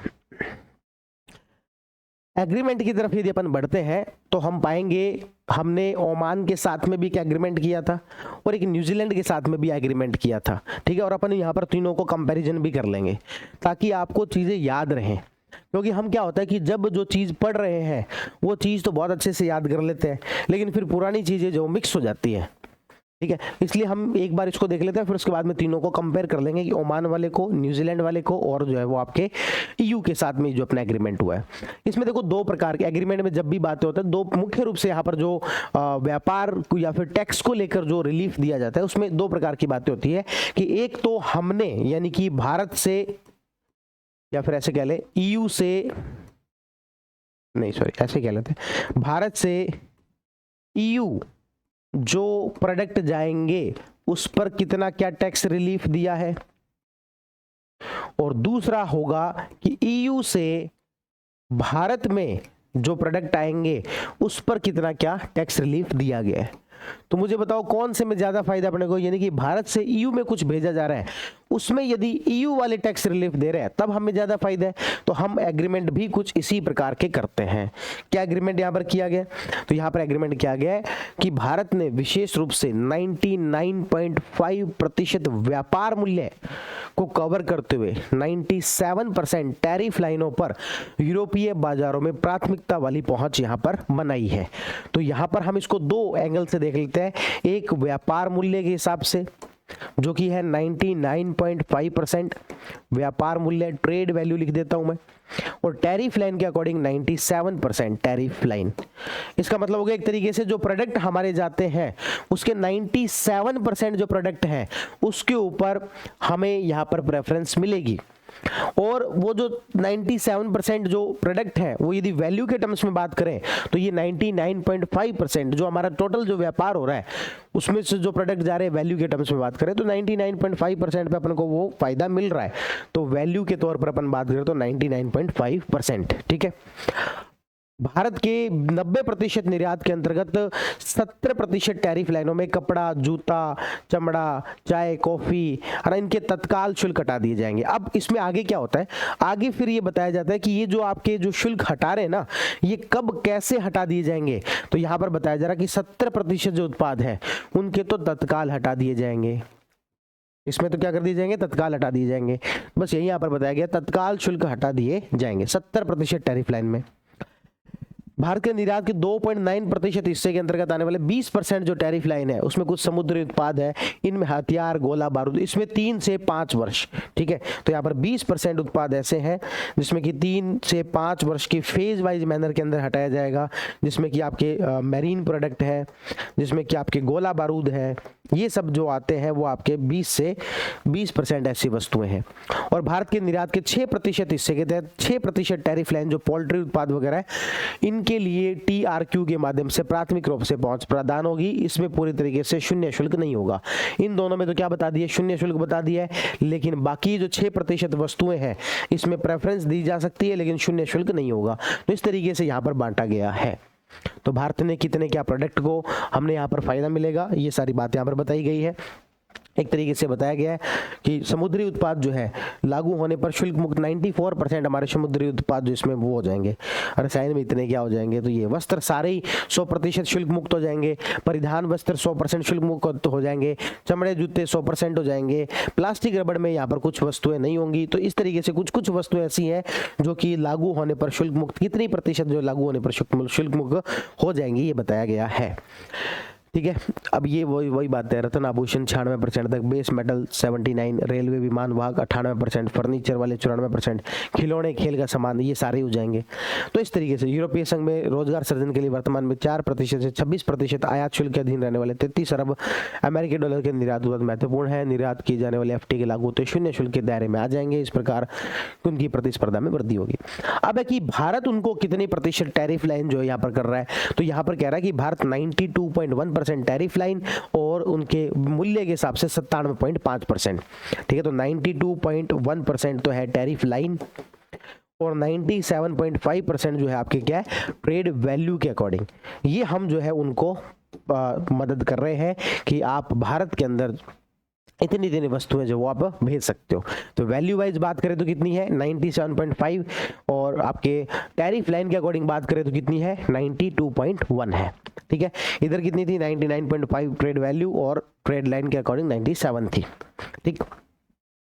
अब इसमें भी भारत क्या करेगा, भारत भी ऐसे ही कहेगा कि कुछ वस्तु ऐसी है जिसको कि हम शुरुआत में ही कर देंगे, कुछ वस्तु ऐसी है जिसको हम फेज वाइज मैनर के अंदर करेंगे। तो इसी प्रकार की भारत यहाँ पर करेगा कि 49% जो है उसको तत्काल शुल्क मुक्त कर देंगे, 39% जो है इसको 5, 7 से 10 वर्षों में करेंगे, 3% जो वो शुल्क कटौती के दायरे में लेकिन जीरो नहीं होंगे। तो यहाँ पर 49, 40 और 3 का यहाँ पर बताया गया है। 49 तो शुरुआत में ही कर देंगे, लगभग 40 जो वो 5 से 7 से 10 साल के उसमें अंतराल में करेंगे और 3% जो वो शुल्क में कटौती की जा सकती है लेकिन जीरो जो नहीं किया जा सकता। तो भारत और EU के बीच में जो ट्रेड डील हुई है वो इस प्रकार की हुई है। अब देखो कहने को बेवकूफ़ी के तौर पर जो है अपन ये भी देख सकते हैं कि भाई वस्तुएं कौन कौन सी है जिसके ऊपर कितना क्या होगा, लेकिन अब इसका कोई अंत थोड़ी है। वस्तुएं यार बहुत सारी है, कम से कम भी को 10,000 वस्तुएं हैं। अब 10,000 वस्तुओं में सूजस में मान लो PIB में लिख के दे दी, मान लो कोई 40-50 वस्तुएं, तो कोई सारा याद हो ही नहीं सकता, प्रैक्टिकल नहीं है। तो फिर क्या करें सर, प्रैक्टिकल नहीं है और आ गया तो फिर हम क्या करेंगे। अरे भाई वो क्या पूछेगा, इस प्रकार की बातें पूछेगा कि भाई तत्काल हटा देंगे क्या, तो 70% वस्तुएं जिसमें तत्काल हटा देंगे, इसमें जो 3 से 5 साल बाद हटाएंगे, इसमें जो कटौती करेंगे, बस इस प्रकार की बातें। फिर उसके बाद में कोई अंत भी नहीं है। यदि आप कहोगे नहीं नहीं सर हमें तो सही करना है, तो भाई आपको केवल ये एक ही सब्जेक्ट थोड़ी पढ़ना है, करंट अफेयर ही थोड़ी देखना है, बाकी भी तो सारे सब्जेक्ट पढ़ना है। इस पर क्यों आप इतना जो समय लगा रहे हो? जितना मैंने आपको बताया मोर देन सफिशिएंट है। मतलब इतना भी मैं खींच के बता रहा हूँ कि भाई इतना मुझे पता है, इतना याद रखना आसान नहीं होता, पर फिर भी चलो बता रहे हैं। क्योंकि आजकल जो वो आपके पढ़ाने का मूल्यांकन इस आधार पर होने लग गया कि आपके नोट्स में से एग्जैक्टली कितनी बातें लिखी हुई थी, वो नोट्स कितने प्रैक्टिकल है। प्रैक्टिकल इन द सेंस कि भाई आपके करंट अफेयर के जो नोट्स है वो अभी जैसे इस बार हमने दे रहे हैं तो लगभग 90 पेज के चले गए, और देख लेना सबसे ज़्यादा क्वेश्चन हमारे वाले में से नो डाउट 100% कवर होंगे ही होंगे। इससे पहले हम जो करंट अफेयर देते थे वो 50 से 60 पेज का होता था, और वो टाइपिंग सॉरी हैंड रिटन होता था, टाइपिंग के तो 30 पन्ने ही होते थे। तो इस वजह से कंटेंट हम देते थे कम, ताकि वो चीज़ें अच्छे से याद रहे। लोग जो भर भर के 80-90 पन्ने, क्योंकि अब देखो अब ये मेरे को ना, मैं आपको सही बताऊं, इस तरीके से करने में मेहनत लगती कम। क्यों? पीआईबी से उठाया और सीधा सीधा यहाँ पर पटक दिया। ना तो मुझे लैंग्वेज इजी करनी, ना मुझे इसे शॉर्ट करना, ना मुझे इसकी प्रेजेंटेशन इंप्रूव करनी। और राजस्थान के अंदर कोई भी सिंगल मैगजीन जो ये काम नहीं करती, प्रेजेंटेशन को आसान करना, ना सारी चीज़ें करना। फिर भी हम ऐसा क्यों कर रहे हैं? हम ये गलत तरीका क्यों अपना रहे हैं टाइपिंग वाला, और ये वापस क्यों इसके ऊपर आए हैं जैसे सारी दुनिया कर रही है? हम सिर्फ इन 2 महीनों के लिए आए हैं इसमें, क्योंकि हमें ऐसी उम्मीद है कि जनवरी और फरवरी में से कुछ भी ना छोड़ें, क्योंकि सबसे ज़्यादा क्वेश्चन यहाँ से कवर होंगे। तो यदि 2 महीनों के लिए हम स्टूडेंट को ज़्यादा भी पढ़ने के लिए दे देते हैं तो कोई बुराई नहीं है। बाकी हम वो उनको यही कहते हैं कि प्रैक्टिकल ये है, कम पढ़ो लेकिन उसको अच्छे से याद करो। भर भर के देने से मैं गारंटी दे रहा हूँ, कोई भी टीचर पढ़ा रहा है और वो जो ये क्लेम कर रहा है कि मेरी मैगजीन से इतने सही हुआ, इतने सही हुआ है, कोई दिल पर हाथ रख के और उसको खुद सही करके बता दे, जिसने खुद ने पढ़ा है वो नहीं कर सकता सही। क्यों? क्योंकि आपने पढ़ाने के लिए क्या, सामने पीपीटी लगी हुई है, पढ़ के सुना दिया। अब मेरे को कहो पीपीटी हटा के फिर पढ़ा के बता। करंट अफेयर में पीपीटी हटा के पढ़ाने में जोर आएगा। क्यों? क्योंकि याद किसको रहेगा भाई? यहाँ पे बोर्ड पे पढ़ के मैं जो फैक्ट पे फैक्ट जो बोले रखूँ रखा है, आधे से ज्यादा तो सामने स्क्रीन लगा के वो रखते हैं, स्क्रीन पे जो वो दिखते रहते सारे आगे के अगली स्लाइड। तो कहने का मतलब है कि प्रैक्टिकल नहीं है चीज़ों को सारे याद करना। आप कितनी क्या वस्तु है, जैसे मैंने आपको यहाँ पर लिख के दी हुई है, देखो ये वस्तुएं लिख के दी हुई है। क्यों लिख के दी हुई है? ताकि कोई आ जाए तो फिर पढ़ा हुआ तो ठीक है, कम से कम लास्ट में हम भी यूँ क्लेम कर लेंगे। कई लोग यूँ ऐसे, मूल्यांकन का आधार ये नहीं होना चाहिए भाई। मूल्यांकन का आधार ये होना चाहिए कि कितने सही करके आप आ पा रहे हो। किसी कोई जो मैगजीन आप पढ़ रहे हो उसमें से सही कितने करके आ पा रहे हो। क्योंकि मैगजीन हम जो है वो अलग तरीके से बनाते हैं। हम जो है वो ये देखते हैं कि हम किस एग्जाम की तैयारी करवा रहे हैं। अब हमारे कोई जो स्टूडेंट है उसको हम हम उसको जो सितंबर अक्टूबर महीने में यूं भर के इतना कंटेंट जिसका कोई और छोर नहीं है, खुद को आपको अरेंज नहीं किया हुआ, कहीं कुछ पढ़ा है कहीं कुछ पढ़ा है, केवल पढ़ के सुना दिया, तो उस कंटेंट का मुझे लगता है कि कोई मतलब नहीं है। इसलिए जो है हम वो हैंड रिटन वाले देते हैं। और इस महीने एक तरीके से हमारी मजबूरी थी, क्योंकि एक तो हैंड रिटन वाले करते तो देरी बहुत हो जाती, और आप लोग हमारे ऊपर इतना अनावश्यक दबाव बनाते हो कि बड़े हम एक डायलेमा के अंदर होते हैं कि हम इनको पढ़ा क्यों रहे हैं, पढ़ा के कोई गलती कर रहे हैं क्या? इस प्रकार का एक बड़ा एक अजीब सा कई बार डायलेमा होता है कि करंट अफेयर हम फ्री पढ़ा रहे हैं, उसमें ये तो हमारे ऊपर ऐसे कर रहे हैं जैसे कि इन्होंने बाकी सारे सब्जेक्ट तो यूँ पारंगत होके बैठे हैं और बाकी सब कुछ तो जैसे याद कर लिया है। आपको पता है करंट अफेयर आज से 3 साल पहले 4 साल पहले कैसे पढ़ाया जाता था? एग्जाम जब आता था RS प्री का, राजस्थान के अंदर कोई सिंगल कोचिंग ऐसे नहीं थी जो करंट अफेयर पढ़ाती हो। मैंने पहली बार खुद ने हाथ से लिख के नोट्स देने शुरू किए।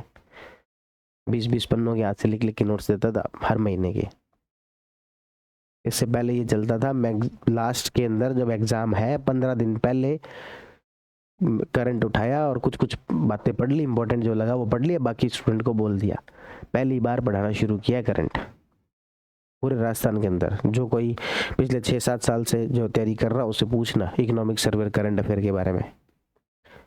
हमारे यहाँ पर क्या है कि वो यूट्यूब चैनल ओपन होने की वजह से बहुत सारे लोग ऐसे भी आ जाते हैं जो हमें जानते भी नहीं है, वो सब्सक्राइब कर लेते हैं। हालांकि हमारे लिए तो अच्छी बात है, सब्सक्राइबर बढ़ते हैं, लेकिन उसकी वजह से वो अनावश्यक दबाव बनाते हैं। जैसे कि दिसंबर का करंट अफेयर कब आएगा, दिसंबर का करंट अफेयर कब आएगा। नो डाउट दिसंबर के करंट अफेयर में हम लेट हो गए, और सामान्यतः हमारा ये एक तरीका रहता है कि जब भी जो महीना खत्म हुआ लगभग 12 तारीख के आसपास मैगजीन आ जाती है, और लगभग 25 तारीख के आसपास हम उसे पढ़ाते हैं सारा पढ़ाने में, और उसका फिक्स ट्रेंड है वो लगभग उसी तरीके का रहता है, 10-12 तारीख के आसपास मैगजीन आना। अब 4 तारीख को लग जाते हैं मैगजीन कब आएगी, मैगजीन कब आएगी, मैगजीन कब आएगी। अब तेरा 9 तारीख को कोई 8 तारीख को पेपर है क्या? और यदि पेपर है तो भाई तू खुद तैयारी कर, तेरे को करंट पढ़ना बता दिया कैसे पढ़ते हैं। शर्म नहीं आती तुम्हें इस तरीके से बार बार बार बार बार बार मैसेज करते हुए? कोशिश करते ना भैया अपनी तरफ से बेस्ट, दिन रात लगे रहते हैं सिर्फ आपके लिए, अपनी जो पर्सनल लाइफ है उसको एक तरीके से साइड में छोड़ दिया। आप लोगों को सोचना चाहिए बंदा कब तो सोता होगा, पर्सनल लाइफ को साइड में छोड़ दिया आप लोगों के लिए, और तुम लोग ये कब आएगा, ये कब आएगा, ये कब आएगा, ऐसे लगे रहते हो। हिंदीगिरी वाली हरकतें जो करते हैं, कॉलिंग टीम को कॉल कर रहे हैं, हमारे करंट अफेयर के 500 रुपये क्यों लिए जब इतना लेट पढ़ाना, तो ले जा भाई तेरे 500 रुपये वापिस ले जा।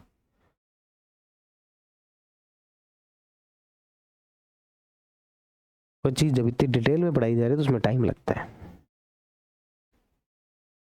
ये कोई यहाँ पर पढ़ पढ़ के नहीं सुना रहे, तैयार करके आना पड़ता है, और क्वालिटी पढ़ना है तो टाइम लगेगा। जिसको ये चैनल सब्सक्राइब करना है वो सब्सक्राइब करे, जिसको अनसब्सक्राइब करना है वो आज ही अनसब्सक्राइब करते हैं, जिसको जुड़ना है वो जुड़े।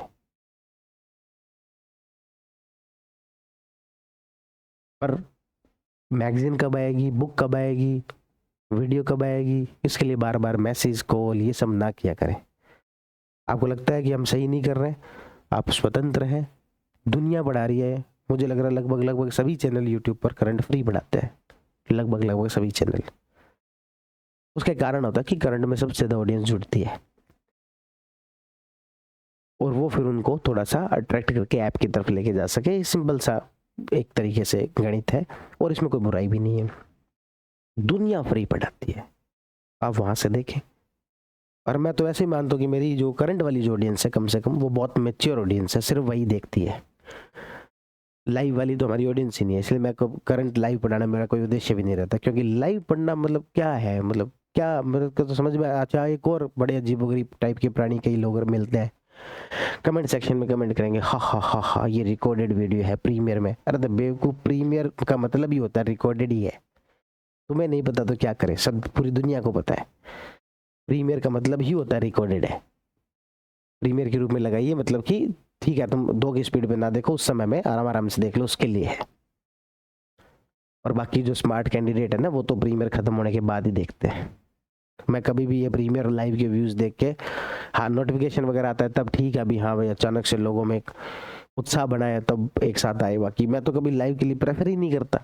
हमारी मैच्योर ऑडियंस है, ये कई इमेच्योर लोग बीच में आ जाते हैं। और मैं कह रहा हूँ, अभी मैं जो बात कर रहा हूँ इसमें से बहुत सारे लोगों को बड़ा यूं लग रहा होगा कि सर को ऐसी बात क्यों कहनी पड़ रही है, क्योंकि वो कुछ इमेच्योर लोगों की वजह से कहनी पड़ रही है। तब आप कहोगे सर ऐसे लोगों को इग्नोर किया जाना चाहिए। मैं जितना इग्नोर करता हूँ वो शायद ही कोई इतना इग्नोर करता हो, पर हमारी कॉलिंग टीम का एक दबाव, एक अनावश्यक जो समय है वो तो इसमें खराब होता है ना, ऐसे लोगों की वजह से। और मुझे आपके जो जो जो हमारे मैच्योर जो लोग हैं, जो साथी हैं, उनसे भी एक शिकायत है। आप लोग जो है वो, हालांकि मैं खुद भी उसी कैटेगरी में आता हूँ कि जैसे मैं कभी कमेंट नहीं करता, या ना कभी मैं कमेंट करने के लिए किसी को कहता। मुझे कोई वीडियो अच्छी भी लग रही है तो ठीक है, उसको लाइक करके चले गए, लेकिन कोई कमेंट करके अप्रिशिएट करना वो सब नहीं करता, किसी को जवाब देना कमेंट सेक्शन के अंदर वो नहीं करता। लेकिन मैं कुछ लोगों से ऐसी उम्मीद करूँगा कि भाई ये कुछ बीच बीच में यूँ फालतू के कमेंट करते जो हैं, मैं ये नहीं कह रहा उनके साथ बहसबाजी करो, उनको थोड़ा सा कभी यार बता दिया करो। जैसे मान लो कभी भी यूँ बीच में आएंगे, इसकी पीडीएफ कहाँ मिलेगी, तो बता दिया करो यार ऐसे टेलीग्राम चैनल है वहाँ मिलती है, जाके देख ले भाई, ठीक है। तो इस तरीके का थोड़ा सा आप हमारा कोऑपरेट कर दोगे हमें तो अच्छा लगेगा। चलो ठीक है, मुद्दे पर बातचीत से भटक गए अपन और पीआईबी पर आते हैं वापिस। चलिए भाई, तो अब जो अपन पढ़ते हैं आगे, है ना। बस एक लास्ट बात मैं और आपको कह दूं कि भाई हम जब वो SI RAS, EORO first grade और सेकंड ग्रेड का GK अभी केवल इस चीज़ की तैयारी करवा रहे हैं। हो सकता है आने वाले दिनों में कुछ कम करवाएं, कुछ ज़्यादा करवाएं। हम जिस एग्ज़ाम की तैयारी करवाते हैं, हमारी प्रतिबद्धता उस एग्ज़ाम को लेकर होती है कि उस एग्ज़ाम में जब स्टूडेंट हमारा बैठने जाए तो उस समय तक उसको करंट अफेयर या कोई सेक्शन है, कोई नोट्स हैं, हर चीज़ उसको तैयार मिले। लेकिन यदि कोई आप इस जल्दीबाजी में हैं कि हमें बीच में कोई दूसरा एग्ज़ाम देना है, तो आप उस चीज़ के लिए पूरी तरीके से स्वतंत्र हैं कहीं से भी पढ़ने के लिए। हम इन एग्ज़ाम्स को लेकर पूरी तरीके से कमिटेड है। बाकी में हेल्प हो जाए तो वो बाय प्रोडक्ट है, हमारा कोई मुख्य उद्देश्य वो नहीं है, हमारी कोई मेजर वो प्रायोरिटी नहीं है। उसी तरीके से नोट्स को लेकर भी है। आप किसी कोर्स में आओ, किसी भी कोर्स में शामिल हो तो इस बात का ध्यान रखें, आपका जब भी एग्ज़ाम है उससे 2 महीने पहले सिलेबस पूरा कराने की हमारी पूरी कोशिश रहेगी। लेकिन उससे पहले आप ये सब्जेक्ट शुरू करा दो, इसके नोट्स डाल दो, ये क्यों नहीं हुआ अभी तक? जब एग्ज़ाम होगा उससे 2 महीने पहले आपका पूरा सिलेबस हो जाए, इस बात की हम पूरी कोशिश करेंगे और 95% हो जाएगा। ये 95% तो पक्का ही हो जाएगा, इस बात की हम गारंटी लेते हैं। कोई एक आधा कोई सब्जेक्ट कभी कोई टीचर की अवेलेबिलिटी की वजह से रह जाए तो एक अलग बात है। बाकी एग्जाम से 2 महीने पहले आपका पूरा सिलेबस और लगभग 1 महीने पहले पूरा रिवीजन, ये हमारी प्रायोरिटी रहती है। तो जो हमसे जुड़ चुका है वो भी इस बात का ध्यान रखे, कब कौन सा सब्जेक्ट होगा ये हमारे ऊपर छोड़ दो। ये दुनिया में पहली बार हो रहा है पिछले कुछ 2-3 वर्षों में, जब टीचर जो है वो स्टूडेंट के हिसाब से चल रहा है। आज तक तो ऐसे ही होता है था कि जो स्टूडेंट है वो टीचर के हिसाब से चलता था। आप लोग ये चाहते हो कि टीचर हमारे हिसाब से चले, कि पहले सब्जेक्ट कौन सा कराना है, कब कौन सी वीडियो आनी है, कितनी दिन में वीडियो आनी है, कब कौन सा कंटेंट, इस प्रकार की बातें करनी हो तो प्लीज़ आप जो कोर्स में ना ही आए, ठीक है ना। जिस दिन पेपर होता है उस दिन हमारे सारे जो स्टूडेंट हैं वो कम से कम ये पक्का कमिटमेंट, पक्का जो है कहते हुए ही निकलेंगे, कहते हुए नहीं ही निकलते हैं कि सर बहुत अच्छी तैयारी करवाई, जिस लेवल का पूछा जा रहा है उस लेवल की तैयारी करवाई। चीज़ें डिले हो सकती है लेकिन एकदम बेहतरीन आती है, ठीक है। तो ये बातें, चलो आप इन सब बातों का मुझे उम्मीद है कि पूरा ध्यान रखेंगे। अब हम बात कर लेते हैं EU के बारे में, कुछ बेसिक बातों के बारे में। और EU में बताया गया कि सेवा क्षेत्र में भी हम जो इस एग्रीमेंट के तहत ध्यान रखेंगे। 144 जो आपके सेवा के जो क्षेत्र है उसमें 144 जो सेवाएं हैं वो भारत के लिए ओपन की जाएंगी। और भारत ने EU को कहा कि 102। आगे की जो बातें नोट्स के अंदर बहुत भारी भरकम लैंग्वेज के अंदर लिखी गई है, आप यहाँ से पढ़ लेंगे तो थोड़ा सा आसान हो जाएगा। तो सेवा क्षेत्र में कहा गया कि 144 सेवाओं के लिए, और भारत ने कहा कि 102 सेवाओं के लिए हम कमिटमेंट जो कर रहे हैं। भारत के और EU के मतलब कि जो आपस में जो एम्प्लॉई हैं वो एक दूसरे देश के अंदर रहते हैं तो उसके लिए क्या फैसिलिटी है, तो कोई व्यावसायिक यानी कि कमर्शियल पर्पस से, बिजनेस के पर्पस से रह रहा है तो 6 महीने में 90 दिन जा सकता है। वो 6 महीने में कभी भी 90 दिन वो जा सकता है। कॉन्ट्रैक्ट पर कोई काम कर रहा है तो वो 12 महीने तक वहाँ रहने की उससे अनुमति रहेगी। कॉन्ट्रैक्ट पर काम कर रहा है तो कितने महीने, 12 महीने। और वैसे कोई बिजनेस पर्पस से जा रहा है तो 6 महीने में 90 दिन। कोई इंट्रा कॉर्पोरेट जो एम्प्लॉई है वो यदि जाते हैं तो यदि कोई मैनेजर लेवल का है ना, जैसे मान लो कि कोई बड़ी कंपनी है, जियो मान लो, उनका कोई बड़ा मैनेजर लेवल का कोई व्यक्ति जाता है तो 3 वर्ष तक वो वहाँ रह सकता है, प्लस 2 वर्ष घरेलू कानूनों के तहत और बढ़ाया जा सकता है, यानी कि 3+2। यदि कोई ट्रेनिंग पर्पज के लिए जाता है तो 1+2 है। ट्रेनिंग पर्पज के लिए जाता है तो 1+2 है। और यदि मैं आपको ये सारी चीज़ें नोट्स में दिखाऊं तो ये इस तरीके से लिखी हुई है। व्यावसायिक आगंतुक किसी भी 6 महीने की अवधि में 90 दिन, अल्पकालिक वाले भी 6 महीने में 90 दिन, जो कॉन्ट्रैक्ट पर है वो कुल मिला के 12 महीने, और आपके इंट्रा कॉर्पोरेट वाले 3 वर्ष, घरेलू कानून के 2 वर्ष, और फिर जो है तो ये बहुत सिंपल सी बात है। यदि कोई बड़े मैनेजर लेवल का व्यक्ति है तो वो 3 वर्ष रुक सकता है प्लस 2 वर्ष और रुक सकता है, और जो प्रशिक्षु है वो 1 वर्ष रुक सकता है प्लस 2 वर्ष और रुक सकता है, ठीक है। और व्यावसायिक में अपने कह ही दिया 6 महीने में 90 दिन, कॉन्ट्रैक्ट वाले 12 महीने, सेवा क्षेत्र वाले अपन देख लिए 144 सेवा क्षेत्र 102। इसके अलावा आगे की 5 वर्ष का हम सोशल सिक्योरिटी जो है फ्रेमवर्क तैयार करेंगे, जिसमें कि 5 वर्ष का के एक दूसरे देश की हम सामाजिक सुरक्षा की कोशिश करेंगे, खासतौर पर इन लोगों के। तो 5 वर्ष के सोशल सिक्योरिटी फ्रेमवर्क तैयार करेंगे। इसके अलावा कहा गया कि भारत कोशिश करेगा कि इंश्योरेंस में 100% जो FDI है उसको अलाउ कर दे, या फिर बैंकिंग के अंदर 74% जो FDI है उसको अलाउ कर दे, ठीक है।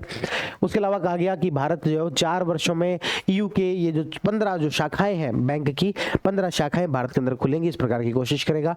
और दोनों देशों ने प्रतिबद्धता जाहिर की कि हम आयुष और IPR यानी कि आपके इंटेलेक्चुअल प्रॉपर्टी राइट्स, इस पर एक दूसरे का सहयोग करेंगे, ठीक है। तो ये सब बातें अपन ने यहाँ पर की।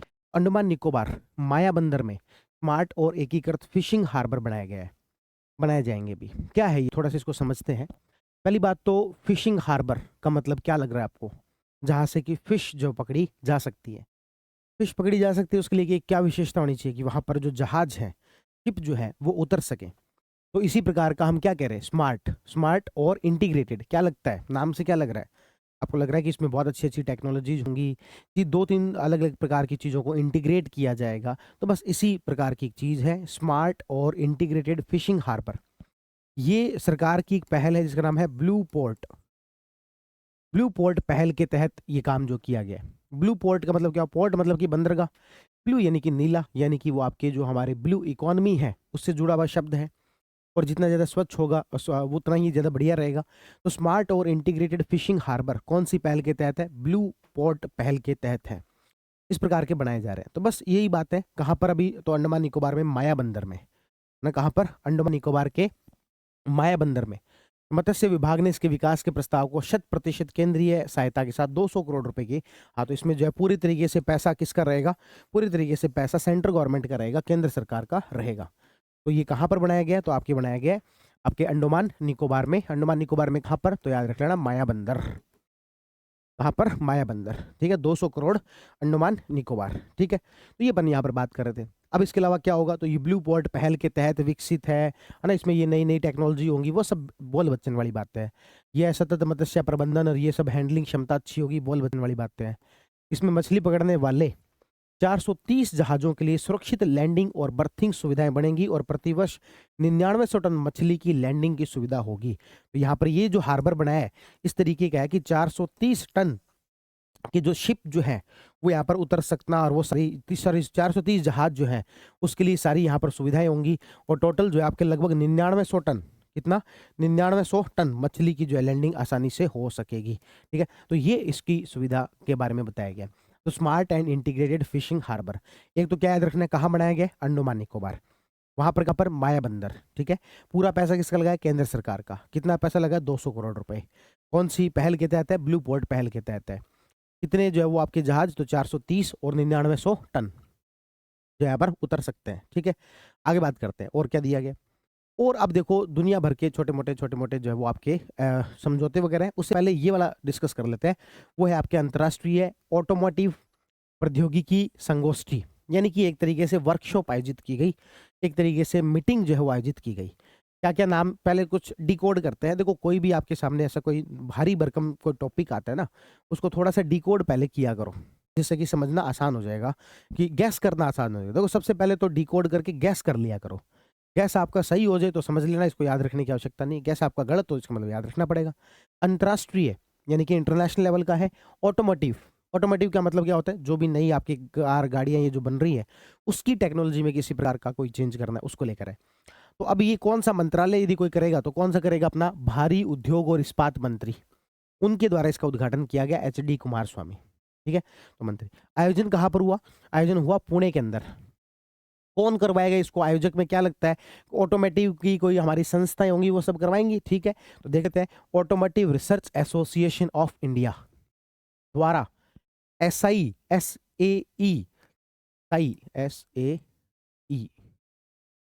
इंटरनेशनल और SAEINDIA के सहयोग से, ठीक है। और ये जो है वो SIAET का जो है 2026 का हीरक जयंती वर्ष के दौरान जो इसको आयोजित किया गया है। कुल मिलाकर हमें मुख्य रूप से यहाँ पर क्या याद रखना है, ये वाला याद रखना है। एक तो automotive research association, automotive research association of India, और ये जो है 2026 ARAI के हीरक जयंती वर्ष के दौरान आयोजित किया जा रहा है। तो आपके ये जो automotive research association of India, इसका क्या है, हीरक जयंती है। हीरक जयंती मतलब कि 50वां वर्ष हो गया, उसमें जो ये किया जा रहा है, ठीक है। तो कुल मिलाकर हमें इसमें क्या याद रखना है, कि एक इतना से याद रखना है कि ऑटोमेटिव को लेकर कोई एक संगोष्ठी हुई। उस संगोष्ठी ये हुई कहाँ पर, पुणे के अंदर। तो गाड़ियां मान लो आप पुणे के अंदर ज्यादा अच्छी होती होंगी, ऐसे याद रख लो। पुणे के अंदर ओशो का आश्रम था, ओशो जो रोल्स रॉयल्स वगैरह लेके घूमते थे, तो पुणे के अंदर ये हुआ। मंत्री HD कुमार स्वामी, और यहाँ पर ARAI ये संस्था है, इसका नाम है automotive research association of India. Automotive research association of India, इसके कितने वर्ष पूरे हो गए, 50 वर्ष पूरे हो गए, इसके अलावा कौन कौन है, ये सब कोई आपको ज़्यादा याद रखने की आवश्यकता नहीं है। इसके अलावा और कौन सी मीटिंग जो आपको मुख्य रूप से याद रखनी है, ये है एक जयपुर वाली। ये सारी बातें चल रही 27 जनवरी वाले में। देखो 28, 29, 30 और 31 इसमें पीआईबी के अंदर खूब सारी बातें पढ़नी पड़ी है अपने को। क्यों? क्योंकि 29 जनवरी का आप पीआईबी की प्रेस विज्ञप्तियां निकाल के देखना, लगभग 150 प्रेस विज्ञप्तियां हैं, 150 के अराउंड है। अब ये आप इसका आप मेहनत का लेवल इसमें सोच के देखो कि 150 प्रेस विज्ञप्तियां पढ़ना, उसमें से इंपॉर्टेंट चीजें छांटना, उसकी हिंदी इंग्लिश करना, उसकी फॉर्मेटिंग अच्छी करना और उसको पढ़ाना, है ना। और फिर अपन जो है जल्दीबाजी करते हैं, लाओ लाओ लाओ लाओ लो, क्या हो गया क्या हो गया। ठीक है, तो नीति आयोग ने 22 जनवरी 2026 को जयपुर में material recycling association of India का इंटरनेशनल मटेरियल रिसाइकलिंग कॉन्फ्रेंस था। भारत में एंड ऑफ लाइफ वाहनों, बेकार टायरों, ई अपशिष्ट, लिथियम आयन बैटरी में सर्कुलर इकोनॉमी को बढ़ावा देने संबंधी विषय पर 3 रिपोर्ट जो यहाँ पर लॉन्च की है। कुल मिलाकर हमें क्या याद रखना है, नीति आयोग ने जनवरी 2026 में, 22 जनवरी 2026 में जयपुर में, नीति आयोग ने 22 जनवरी 2026 जयपुर में सर्कुलर इकोनॉमी पर जो चर्चा की है। सर्कुलर इकोनॉमी क्या होती है? सर्कुलर इकोनॉमी का मतलब होता है कि कोई भी प्रोडक्ट बना है उसको रीयूज किया जाए। यदि रीयूज अब नहीं किया जा सकता, कई बार रीयूज कर चुके हैं, जैसे कि घर में शादी का कपड़ा आता है, पहले जो वो शादी में पहना जाता है, यानी कि कोई मेन प्रोग्राम फंक्शन में पहना जाता है, बाद में आम आने जाने में पहनने लग जाते हैं, फिर बाद में सामान्य दिनों में पहनने लग जाते हैं, फिर बाद में होली दिवाली, मतलब होली जब गंदे कपड़े पहनने उस समय में पहनते हैं, फिर उसका जो कोई और तनी बना देती है, फिर उसके बाद में पोचा बना दिया, लास्ट में आते आते उसका पोचा बना दिया, या फिर वो जो नल नहीं होता, नल उसके आगे डाटा लगाने में काम ले लेते हैं। ठीक है, वो इस तरीके से रीयूज का तो मैक्सिमम काम हो चुका, तो उसके बाद क्या किया जाए, इसे रिसाइकिल किया जाए। इस ओवरऑल इसको हम क्या बोलते हैं, सर्कुलर इकोनॉमी बोलते हैं, चक्रीय अर्थव्यवस्था बोलते हैं। तो इसी के ऊपर नीति आयोग के द्वारा यहाँ पर एक जो है वो बैठक हुई और उसके अंदर ये 3 रिपोर्ट जारी की गई। एग्जैक्टली कौन सी 3 रिपोर्ट जारी की आपको वो याद रखने की आवश्यकता नहीं है। Material recycling association of India, material recycling association of India, ठीक है ना। तो अभी तक है, यानी कि 27 जनवरी वाले में हमने 3 बातें पढ़ी है। एक तो हमने ये देखा smart and integrated fishing harbour, Andaman Nicobar में माया बंदर में 430 जहाज, 9900 टन, ब्लू पोर्ट, 200 करोड़ केंद्र सरकार, सारी बातें। फिर ऑटोमोटिव वाली जो संगोष्ठी है जो कि पुणे के अंदर और ARAI के द्वारा, नीति आयोग ने 22 जनवरी 2026 को सर्कुलर इकोनॉमी पर जयपुर में हुई, इसलिए हमारे लिए क्या हो जाती है, ज़्यादा इंपॉर्टेंट हो जाती है। Material recycle association of India, उसके द्वारा ये यहाँ पर मीटिंग हुई है। ठीक है, तो ये सब बातें अपन ने यहाँ पर की। सरकार का लक्ष्य 2030 तक कुल वाहन बिक्री में इलेक्ट्रिक वाहनों की हिस्सेदारी 30% तक पहुंचाना है।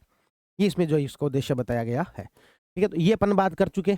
ठीक है, उसके बाद में अंतर्राष्ट्रीय ऑटोमोटिव जो प्रौद्योगिकी वाली है ये हम बात कर चुके, और उसके बाद में एक आपके यहाँ तक की बात अपन कर चुके। अब आते हैं छोटे मोटे कई सारे समझौते वगैरह।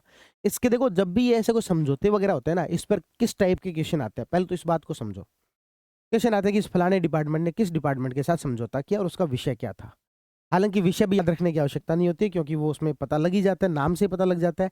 तो ऐसे ही दे रखा है कि डाक विभाग के द्वारा नई दिल्ली के डाक भवन में स्टॉक होल्डिंग सर्विसेज लिमिटेड के साथ, स्टॉक होल्डिंग सर्विस लिमिटेड के साथ में देश भर के नागरिकों के रेगुलेटेड कैपिटल मार्केट सेवाओं तक पहुंच बढ़ाने के लिए समझौता किया। तो हमारा डाक विभाग है, दूसरी तरफ क्या है आपके, जो आपके है स्टॉक होल्डिंग सर्विसेज लिमिटेड, जिसके द्वारा ये जो शेयर मार्केट में इन्वेस्टमेंट वगैरह करने के लिए, तो उसको लेकर क्या हुआ, एक MOU हुआ।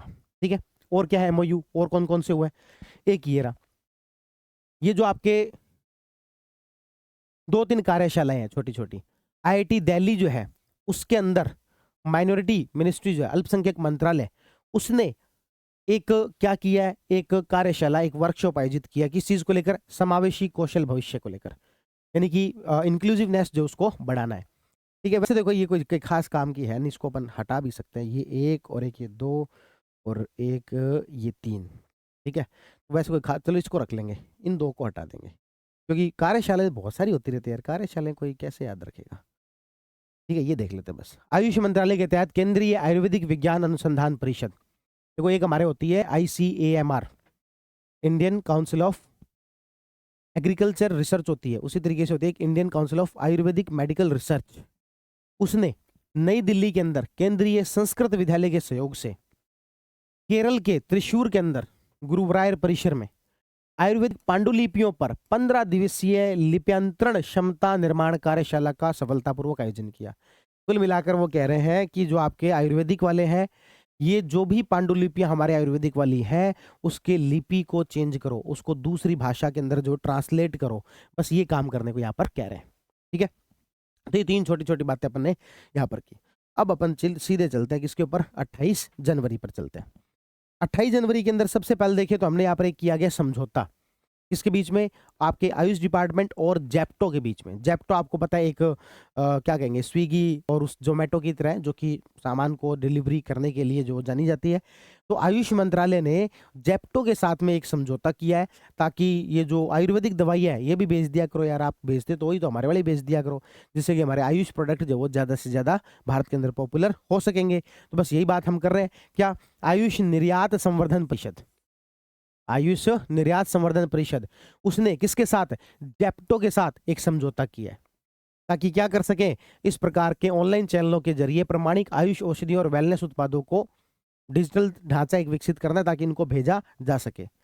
इस समारोह की अध्यक्षता केंद्रीय आयुष मंत्री प्रताप राव जाधव ने की। समझौते पर आयुष की तरफ से साइन अनुराग शर्मा के रहे, और जेप्टो की तरफ से केवल्य वोहरा जो है उनके द्वारा साइन किए गए, है ना। इधर से जो आयुष एक्सेल जो है, यानी कि ये जो संस्था है आयुष निर्यात संवर्धन परिषद, उसके अध्यक्ष अनुराग शर्मा और जेप्टो के जो सह संस्थापक है केवल्य वोहरा, उनके द्वारा यहाँ पर साइन किए गए।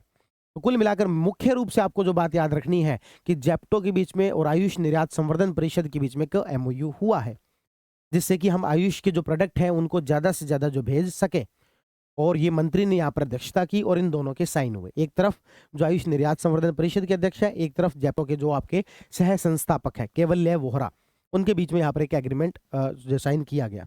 ठीक है, आगे बात करते हैं नया आधार ऐप। एक नई ऐप बनाई गई है। आपको पता है कि आधार कार्ड से संबंधित सारे काम किसके द्वारा किए जाते हैं, UIDAI के द्वारा। क्या है UIDAI, unique identification development authority of India, unique identification development authority of India. Aadhaar से रिलेटेड जो भी काम होते हैं, कुछ समय पहले याद करो अपन ने पढ़ा था कि UIDAI ने एक नया लोगो जारी किया है और नया शुभंकर जारी किया है, जिसका नाम था उदय। याद आ रहा है आपको, उदय पढ़ा था। बस वही बात कर रहे हैं, UIDAI के द्वारा क्या बनाया गया, कि नया आधार ऐप बनाया गया है। ये जो भी ऐप वगैरह है वो सामान्यतः कौन बनाते हैं, तो अपने यहाँ पर इलेक्ट्रॉनिक सूचना प्रौद्योगिकी जो है उनके द्वारा बनाया जाता है।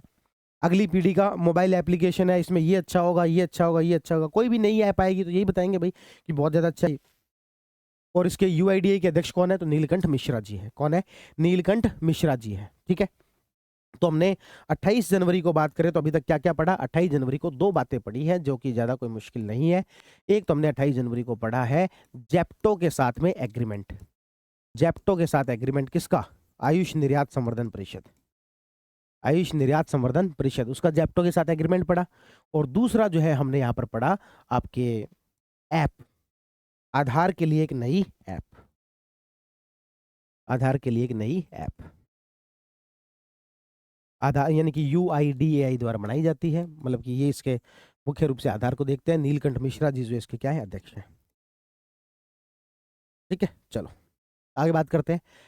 हमारी एक संस्था है उसके बारे में याद रखना, जिसका नाम है भास्कराचार्य राष्ट्रीय अंतरिक्ष अनुप्रयोग और भू सूचना विज्ञान संस्थान, जिसको शॉर्ट बोलते हैं विसास, विसास, विसाज एन।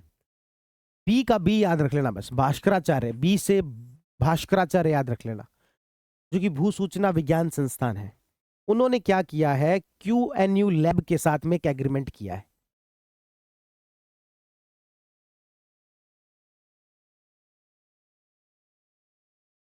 पहली बात तो ये मुझे बताओ क्या है QNU लैब, क्या है। याद करो साइंस एंड टेक की जब अपन रिवीजन क्लास ले रहे थे उस समय में मैंने इस संस्था के बारे में बताया था।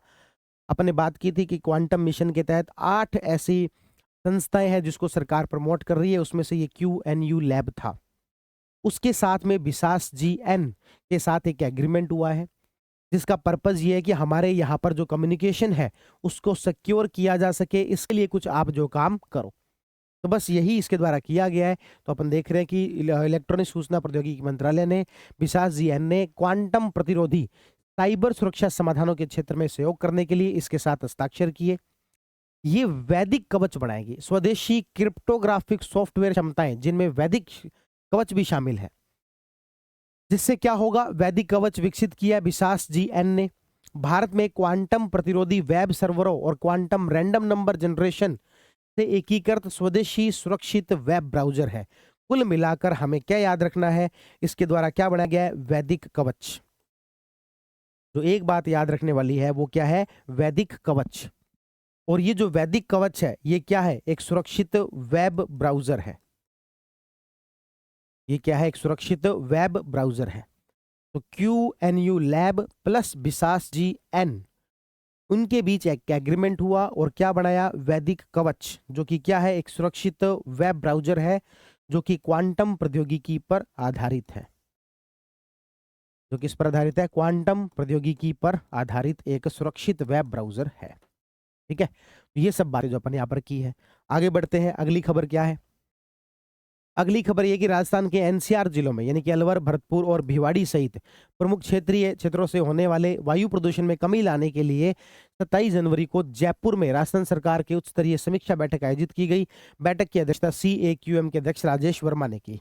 तो कुल मिलाकर हम अगली खबर पढ़ रहे हैं कि जयपुर के अंदर CAQM की जो आपके एयर क्वालिटी जो आपकी संस्था है उसके द्वारा, जिसके अध्यक्ष राजेश वर्मा जी है, उन्होंने जयपुर के अंदर एक मीटिंग जो की, जिसके अंदर NCR में कैसे वायु प्रदूषण कम किया जाए इस पर चर्चा की गई। ठीक है, IBC ने इंसोल इंडिया के साथ में एक तीसरे अंतर्राष्ट्रीय सम्मेलन का आयोजन किया है। IBC क्या है, IBC है आपके भारतीय दिवालियापन और दिवालियापन बोर्ड। मतलब क्या हुआ, ये एक कानून बनाया गया था अपने जो है बैंकरप्सी एक्ट। बैंकरप्सी एक्ट का मतलब था कि यदि कोई दिवालिया हो जाए तो ऐसी कंडीशन, कोई कंपनी यदि दिवालिया हो जाए ऐसी कंडीशन में उसकी जो एसेट्स जो है उसको बेचकर किस तरीके से लिक्विडिटी ज़्यादा लाई जाएगी और किस तरीके से बैंकों का जो घाटा है वो कम किया जाएगा। ठीक है, तो उसी की एक मीटिंग हुई है नई दिल्ली के अंदर। IBC 2016 के एक दशक, क्योंकि 2016 में ये एक्ट आया था और अब 10 वर्ष पूरे हो गए, तो 2026 तक कितने वर्ष पूरे हो गए, 10 वर्ष। इस मौके पर ये मीटिंग जो आयोजित की गई। उसके बाद में आता है CISF वंदे मातरम तटीय साइक्लोथॉन। ठीक है, इसको थोड़ा सा समझना भाई, इसको थोड़ा सा याद रखने वाली, थोड़ा सी इंपॉर्टेंट ज्यादा लग रहा है। CISF का वंदे मातरम तटीय यानी कि कोस्टल साइक्लोथॉन, कुछ कुछ चीजों को डिकोड करते हैं। पहली बात तो ये सब काम कौन करवा रहा होगा, CISF। उसके बाद में कौन से एरिया में करवा रहे होंगे, कोस्टल एरिया के अंदर। क्या कर रहे होंगे, साइकिल चला रहे होंगे। क्या कर रहे होंगे भाई, साइकिल चला रहे होंगे। तो देख लेते हैं क्या है मामला। ऐसा ही कुछ है। केंद्रीय गृह राज्य मंत्री नित्यानंद राय ने CISF की राष्ट्रीय जनसंपर्क और जन जागरूकता पहल वंदे मातरम का मेजर ध्यानचंद राष्ट्रीय स्टेडियम नई दिल्ली से शुभारंभ किया। तो यहाँ ये पहल किसकी है, CISF की है। इसका जो है शुरुआत कहाँ से हुई है, मेजर ध्यानचंद स्टेडियम नई दिल्ली। मेजर ध्यानचंद स्टेडियम नई दिल्ली से जो इसकी शुरुआत हुई है। ठीक है, अब उसके बाद में क्या होगा, ये 25 दिनों का अभियान है और 22 फरवरी को कोच्चि में इसका समापन होगा। ठीक है, तो आपके नई दिल्ली से ये कुछ कोस्टल एरिया, एक इधर से आएगी साइकिलें, एक इधर से आएंगी, क्योंकि कोस्टल एरिया के थ्रू आनी है ना, एक इधर से और एक इधर से। पहुंचेंगे कहाँ पर, कोच्चि के अंदर। कहाँ पहुंचेंगे, कोच्चि में। तो इसका समापन कहाँ होगा, कोच्चि में। शुरुआत कहाँ से हुई है, नई दिल्ली से। शुरुआत कहाँ से हुई है, नई दिल्ली से। समापन कहाँ होगा, कोच्चि के अंदर। आगे क्या है, इस दौरान 2 साइकिल टीमें आएंगी, एक पश्चिम बंगाल से और एक गुजरात से। तो अपन ने जैसे कहा, एक इधर से आएगी, एक इधर से आएगी। एक तो आएगी पश्चिम बंगाल से और एक आएगी कहाँ से, गुजरात से। ठीक है, पश्चिम बंगाल में आ रही है बकखाली से और गुजरात से आ रही है लखपत से। ये पूर्वी और पश्चिमी तटों के लगभग 6500 किलोमीटर की दूरी तय करते हैं। 9 कोस्टल स्टेट और 2 UT से होकर गुजरेंगी। तो 9 अपने कोस्टल स्टेट है और 2 जो UT है वहां से होके ये गुजरेगी। ठीक है, उसके बाद में क्या, यात्रा के दौरान साइक्लोथॉन 52 गांव, तटीय गांव में रुकेगी।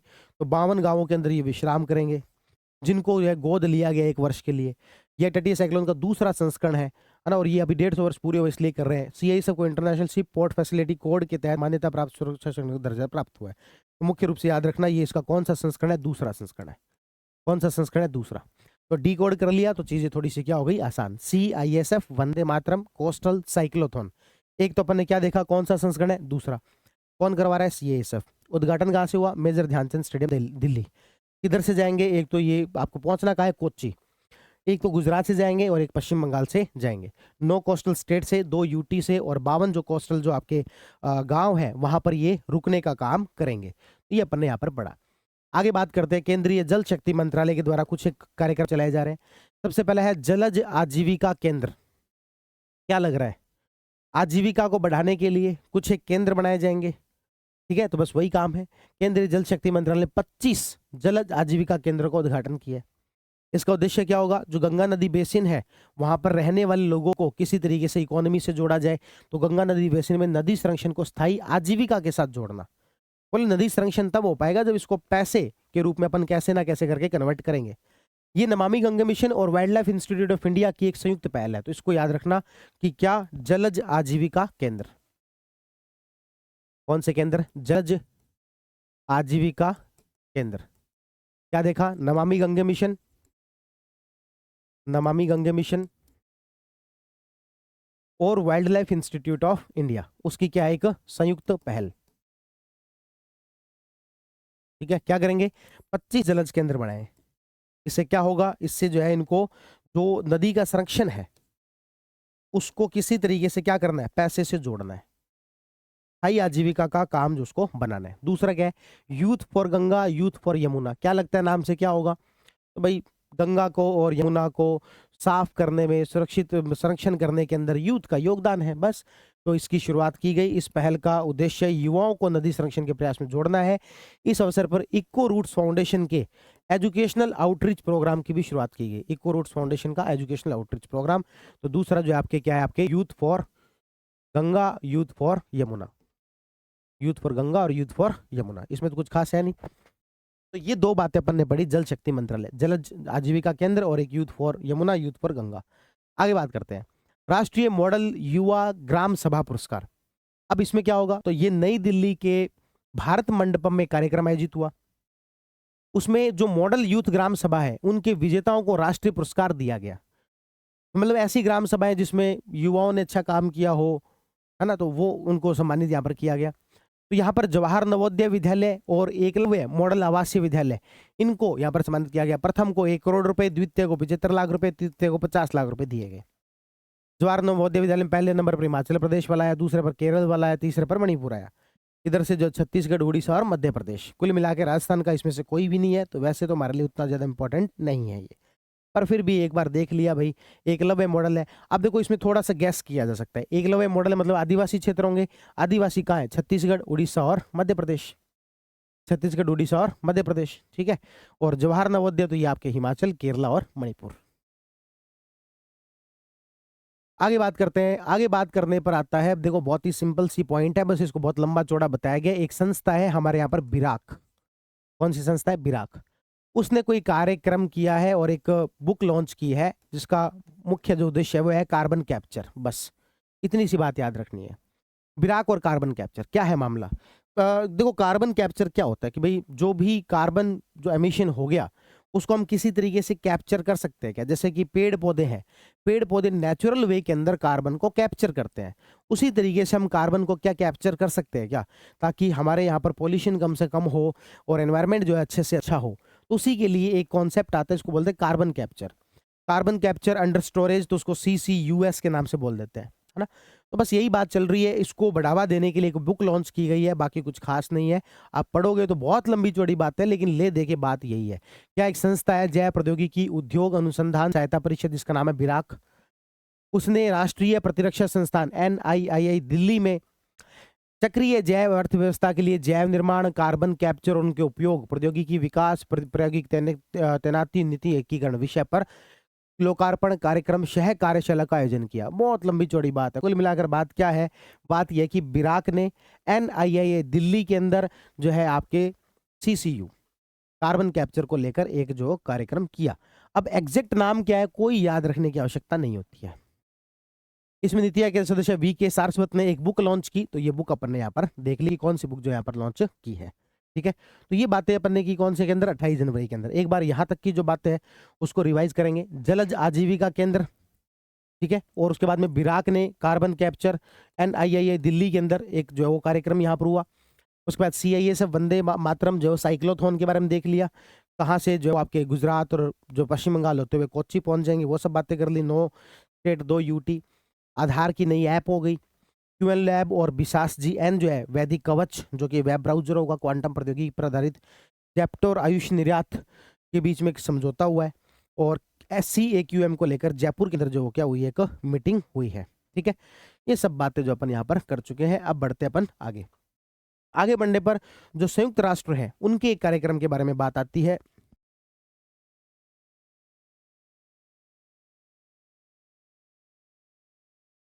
तो यहाँ पर संयुक्त राष्ट्र आर्थिक और सामाजिक आयोग, देखो क्या है, जो आपके यूनाइटेड नेशन है इसका एक स्केप है, उसने एक प्रोग्राम किया अपने जैसे DSIR होता है ना, उसी तरीके से एक DSIR होता है ना, तो डिफेंस साइंस इंडस्ट्रियल रिसर्च, ठीक है, सरकार के वैज्ञानिक और औद्योगिक अनुसंधान विभाग DSIR, उसके साथ नई दिल्ली में इन दोनों ने मिलकर नई दिल्ली में एक कार्यक्रम किया है, जिसमें कहा कि जो नई जो टेक्नोलॉजी है उसमें हम कैसे AI का जो है वो यूज करेंगे। ठीक है, technology and innovation conclave 2.0, technology and innovation conclave 2.0, जिसका विषय था जलवायु कार्रवाई और लचीलेपन के लिए AI। तो ये याद रखना, technology and innovation council conclave 2.0, इसका जो वो किया गया कार्यक्रम। ठीक है, तो याद क्या रखना है, यूनेस्केप जो है उसका DSIR के साथ में नई दिल्ली में AI पर जो है कार्यक्रम हुआ, टेक्नोलॉजी एंड इनोवेशन कॉन्क्लेव 2.0, जिसकी जो थीम है वो थीम क्या थी, इसकी थीम थी कि क्लाइमेट एक्शन के लिए AI को कैसे काम में लिया जा सकता है। क्लाइमेट एक्शन के लिए AI, क्लाइमेट एक्शन के लिए AI को जो है कैसे काम में लिया जा सकता है, इसको लेकर जो आपके DSIR के साथ में यहाँ पर इनकी मीटिंग हुई। ठीक है, उद्घाटन सत्र के दौरान DSIR और APST ने आधारित संकल्प के एक शुभारंभ की घोषणा जो यहाँ पर की है। संकल्प क्या है, synergy for advancement network knowledge and academia industry learning programme. ठीक है, तो यहाँ पर एक इसी दौरान किसकी घोषणा की गई, संकल्प की। संकल्प का यहाँ पर मतलब क्या हुआ, synergy for advanced network knowledge and academia industry learning programme, कि किस तरीके से हम जो है वो एकेडमी के अंदर ऐसी चीज़ें पढ़ाएं जो कि वाकई में इंडस्ट्री के अंदर काम आए, और जो है एडवांस लर्निंग जो उनकी हो, तो उसके लिए एक संकल्प कार्यक्रम यहाँ पर लॉन्च किया गया। आगे बात करते हैं छिद्रपूर्ण ग्राफीन कार्बन नैनो कंपोजिट। एक नया यहाँ पर कार्बन नैनो कंपोजिट बनाया गया, जिसमें कि ग्राफीन के दोनों साइड जो है उसमें कुछ विशेष छिद्र किए गए हैं, और विशेष छिद्र करने से उसकी जो एनर्जी भंडारण, ऊर्जा भंडारण की जो क्षमता है वो यहाँ पर बढ़ रही है। तो इस तरीके से हम यहाँ पर क्या, सुपर कैपेसिटर एक विकसित किया गया है। ये क्या विकसित किया गया है, हाई वोल्टेज सुपर कैपेसिटर। आपको समझने के लिए इतना से याद रखना है कि दोनों साइड छिद्र वाले इस तरीके के carbon, graphene carbon nano composite विकसित किए गए हैं, जो कि सुपर कैपेसिटर के रूप में जो काम करेंगे। ठीक है ना, किसने किया है, तो विज्ञान प्रौद्योगिकी विभाग का एक संस्था है, international advance research centre for powder meteorology and new meteorology. ठीक है ना, तो आपको क्या याद रखना है, department of science and tech के अंदर, department of science and tech के अंदर क्या है, एक international institute for new material ऐसे करके कुछ है, बस इतना से याद रखना है। ऐसे इनमें सब में डिटेल नहीं याद रखनी होती, ऐसे याद रखना होता है। ग्राफीन छिद्रयुक्त नैनो कंपोजिट, और ये किस रूप में काम करेगा, high powered high voltage super capacitor के रूप में, हाई वोल्टेज सुपर कैपेसिटर के रूप में काम करेगा। तो ये बातें जिसके अंदर आपको याद रखनी है। उसके बाद आगे बढ़ते हैं। आगे बढ़ने पर आपके आता है एक कार्यक्रम जिसका नाम है गूगल का AI फॉर लर्निंग फोरम। ये गूगल का है, AI फॉर लर्निंग फोरम। इसमें क्या करेगा, AI सिखाने का एक बेसिक कोर्स जो है वो गूगल के द्वारा यहाँ पर बनाया गया है, उसी को एक तरीके से लॉन्च किया गया है। इसका आयोजन नई दिल्ली में हुआ। केंद्रीय कौशल विकास उद्यमिता मंत्री, शिक्षा मंत्री और इन सब ने जो यहाँ पर आए, गूगल क्लाउड, चौधरी चरण सिंह विश्वविद्यालय मेरिट के बीच जो समझौते की घोषणा की। तो एक तो यहाँ पर जो है गूगल का AI कोर्स मान लो, फॉर्म मान लो, ठीक है, इसमें एक तो समझौता हुआ, एक तो मेरठ की जो यूनिवर्सिटी है चौधरी चरण सिंह, एक आपके कौशल विकास मंत्रालय और एक गूगल, उसके बीच में एक एमओयू हुआ है ना। क्या एमओयू हुआ है? बच्चों को पढ़ाएंगे, ये कोर्स करवाएंगे। चौधरी चरण सिंह विश्वविद्यालय को भारत के पहले एआई सक्षम राज्य विश्वविद्यालय के प्रायोगिक मॉडल के रूप में जो स्थापित किया जाएगा। तो इसमें ये इन्होंने किया है एमओयू कि जो चौधरी चरण सिंह यूनिवर्सिटी जो है वो एक तरीके से देश का पहला एआई बेस्ड जो वो यूनिवर्सिटी होगी, इस प्रकार का एक एमओयू किया है। इसीलिए इनके जो बेटे हैं जयंत चौधरी वो यहाँ पर इसमें उपस्थित रहे। सीसीएयू एआई आधारित संस्थागत सुधार के लिए एक लिविंग लेबोरेटरी के रूप में काम करेगा, यानी कि जहाँ पर सभी बच्चे आके सीख सके, काम कर सके, जीती जागती लेबोरेटरी के रूप में काम करेगा, लिविंग लेबोरेटरी के रूप में ये यूनिवर्सिटी जो काम करेंगी, है ना। यहाँ पर ये बात जो की गई है, इंटेलिजेंस डॉक्यूमेंट प्रोसेसिंग को लागू करेगा। फोरम के दौरान गूगल की प्रतिबद्धताओं के एक हिस्से के रूप में वधवानी एआई को 85 करोड़ रुपए अनुदान राशि दी जाएगी, जो राष्ट्रीय प्लेटफॉर्म जैसे स्वयं और पोषण ट्रैकर में एआई उपकरणों को एकीकरण को समर्थन करेगी। तो एआई वधवानी जो एआई फाउंडेशन है, ये वधवानी जो फाउंडेशन है, ये एआई को लेकर बहुत काम कर रही है। अपने राजस्थान के रीजनल इम्पैक्ट समिट के अंदर भी ये पार्टनर के रूप में थी, है ना, याद करो अपन ने पढ़ा था। तो इसको जो है कुछ 85 करोड़ रुपए दिए गए हैं ताकि ये इस प्रकार के और भी काम जो कर सके। तो इसके अंदर जो जो बातें याद रखनी है कि पहली बात तो ये एमओयू किसके बीच में, कौशल विकास मंत्री, गूगल जो आपके है क्लाउड, और आपके मेरठ यूनिवर्सिटी, मेरठ के अंदर चौधरी चरण सिंह यूनिवर्सिटी है उनके बीच में हुआ। तो इनको क्या बनाएंगे? देश का पहला एक ऐसा कॉलेज बना देंगे, यूनिवर्सिटी बना देंगे जो एआई बेस्ड होगा, लिविंग लेबोरेटरी के रूप में काम करेगा। और वाधवानी फाउंडेशन को भी यहाँ पर पैसे दिए हैं। उसके बाद में आता है सिफसी। सिफसी क्या है? सिफसी फिल्म फेस्टिवल है भाई, ये है ना। ये क्या है याद रखना है? फिल्म फेस्टिवल है। सिप सिप से याद रखना है फिल्म फेस्टिवल। इस प्रकार का फिल्म फेस्टिवल किसने किया है? तो स्माइल फाउंडेशन द्वारा किया गया है। इसकी पहल है ये स्माइल फाउंडेशन। स्माइल फाउंडेशन की पहल है, जो फिल्में वगैरह जो है उनकी प्रदर्शनी यहाँ पर लगाना और जो है वो उनको सम्मानित करना, वो सब है।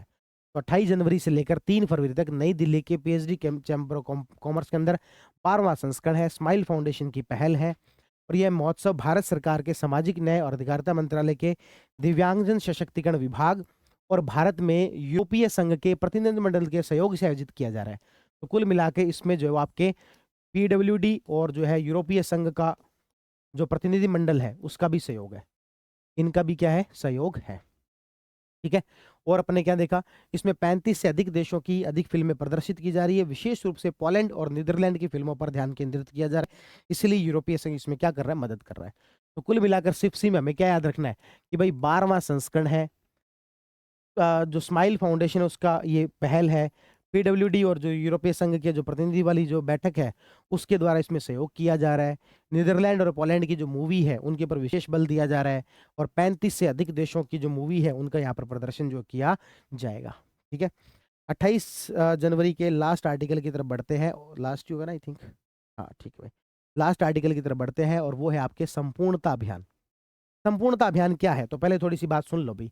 नीति आयोग के द्वारा एक कार्यक्रम चलाया जा रहा है, नीति आयोग के द्वारा एक कार्यक्रम चलाया जा रहा है जिस कार्यक्रम का नाम है आकांक्षी जिला कार्यक्रम। क्या नाम है? आकांक्षी जिला कार्यक्रम। और एक कार्यक्रम चलाया जा रहा है आकांक्षी ब्लॉक कार्यक्रम। आकांक्षी जिला कार्यक्रम और आकांक्षी ब्लॉक कार्यक्रम। आकांक्षी जिला कार्यक्रम 112 113 जिलों के अंदर है और ये जो वो 500 ब्लॉक के अंदर है। एस्पायरेशनल ब्लॉक प्रोग्राम और एस्पायरेशनल डिस्ट्रिक्ट प्रोग्राम। ठीक है। तो अब इन प्रोग्राम में क्या होता है? इस प्रोग्राम में होता है ये कि देश भर के जो सबसे पिछड़े हुए 112 113, कई बार 112 मिलता है, कहीं 113 मिलता है, सबसे पिछड़े हुए 112 13 जिलों को जो है चिन्हित किया जाता है। और उनको चिन्हित करने के बाद उनमें कुछ की पैरामीटर इंडिकेटर बना रखे हैं जिसको केपीआई बोलते हैं। क्या बोलते हैं? केपीआई। तो ये केपीआई जो है उसका यूज करते हुए देखा जाता है ये कितने क्या सक्सेसफुल रहे हैं, कितने क्या ये काम उन्होंने किया है, कितना नहीं किया है। इसी तरीके से आकांक्षी ब्लॉक कार्यक्रम है। तो कुल मिला के बात समझ में आ गई, जो देश के सबसे पिछड़े हुए जिले या देश के सबसे पिछड़े जो ब्लॉक हैं उसमें कार्यक्रम चलाया जाता है। और केपीआई यानी कि की परफॉर्मेंस इंडिकेटर, की परफॉर्मेंस इंडिकेटर के आधार पर उनकी सफलता या असफलता के बारे में पता किया जाता है। अब हमने देखा कि कुछ ऐसी जो जगह जहां पर कि उतना सफल नहीं हो रहा, तो वहां पर इस योजना के लिए क्या चलाया गया? संपूर्णता अभियान। वहां पर इसके लिए क्या चलाया गया, संपूर्णता अभियान जो चलाया गया है। अब एक बार देख लेते हैं क्या है संपूर्णता अभियान। तो नीति आयोग ने 28 जनवरी को इसका शुभारंभ किया है।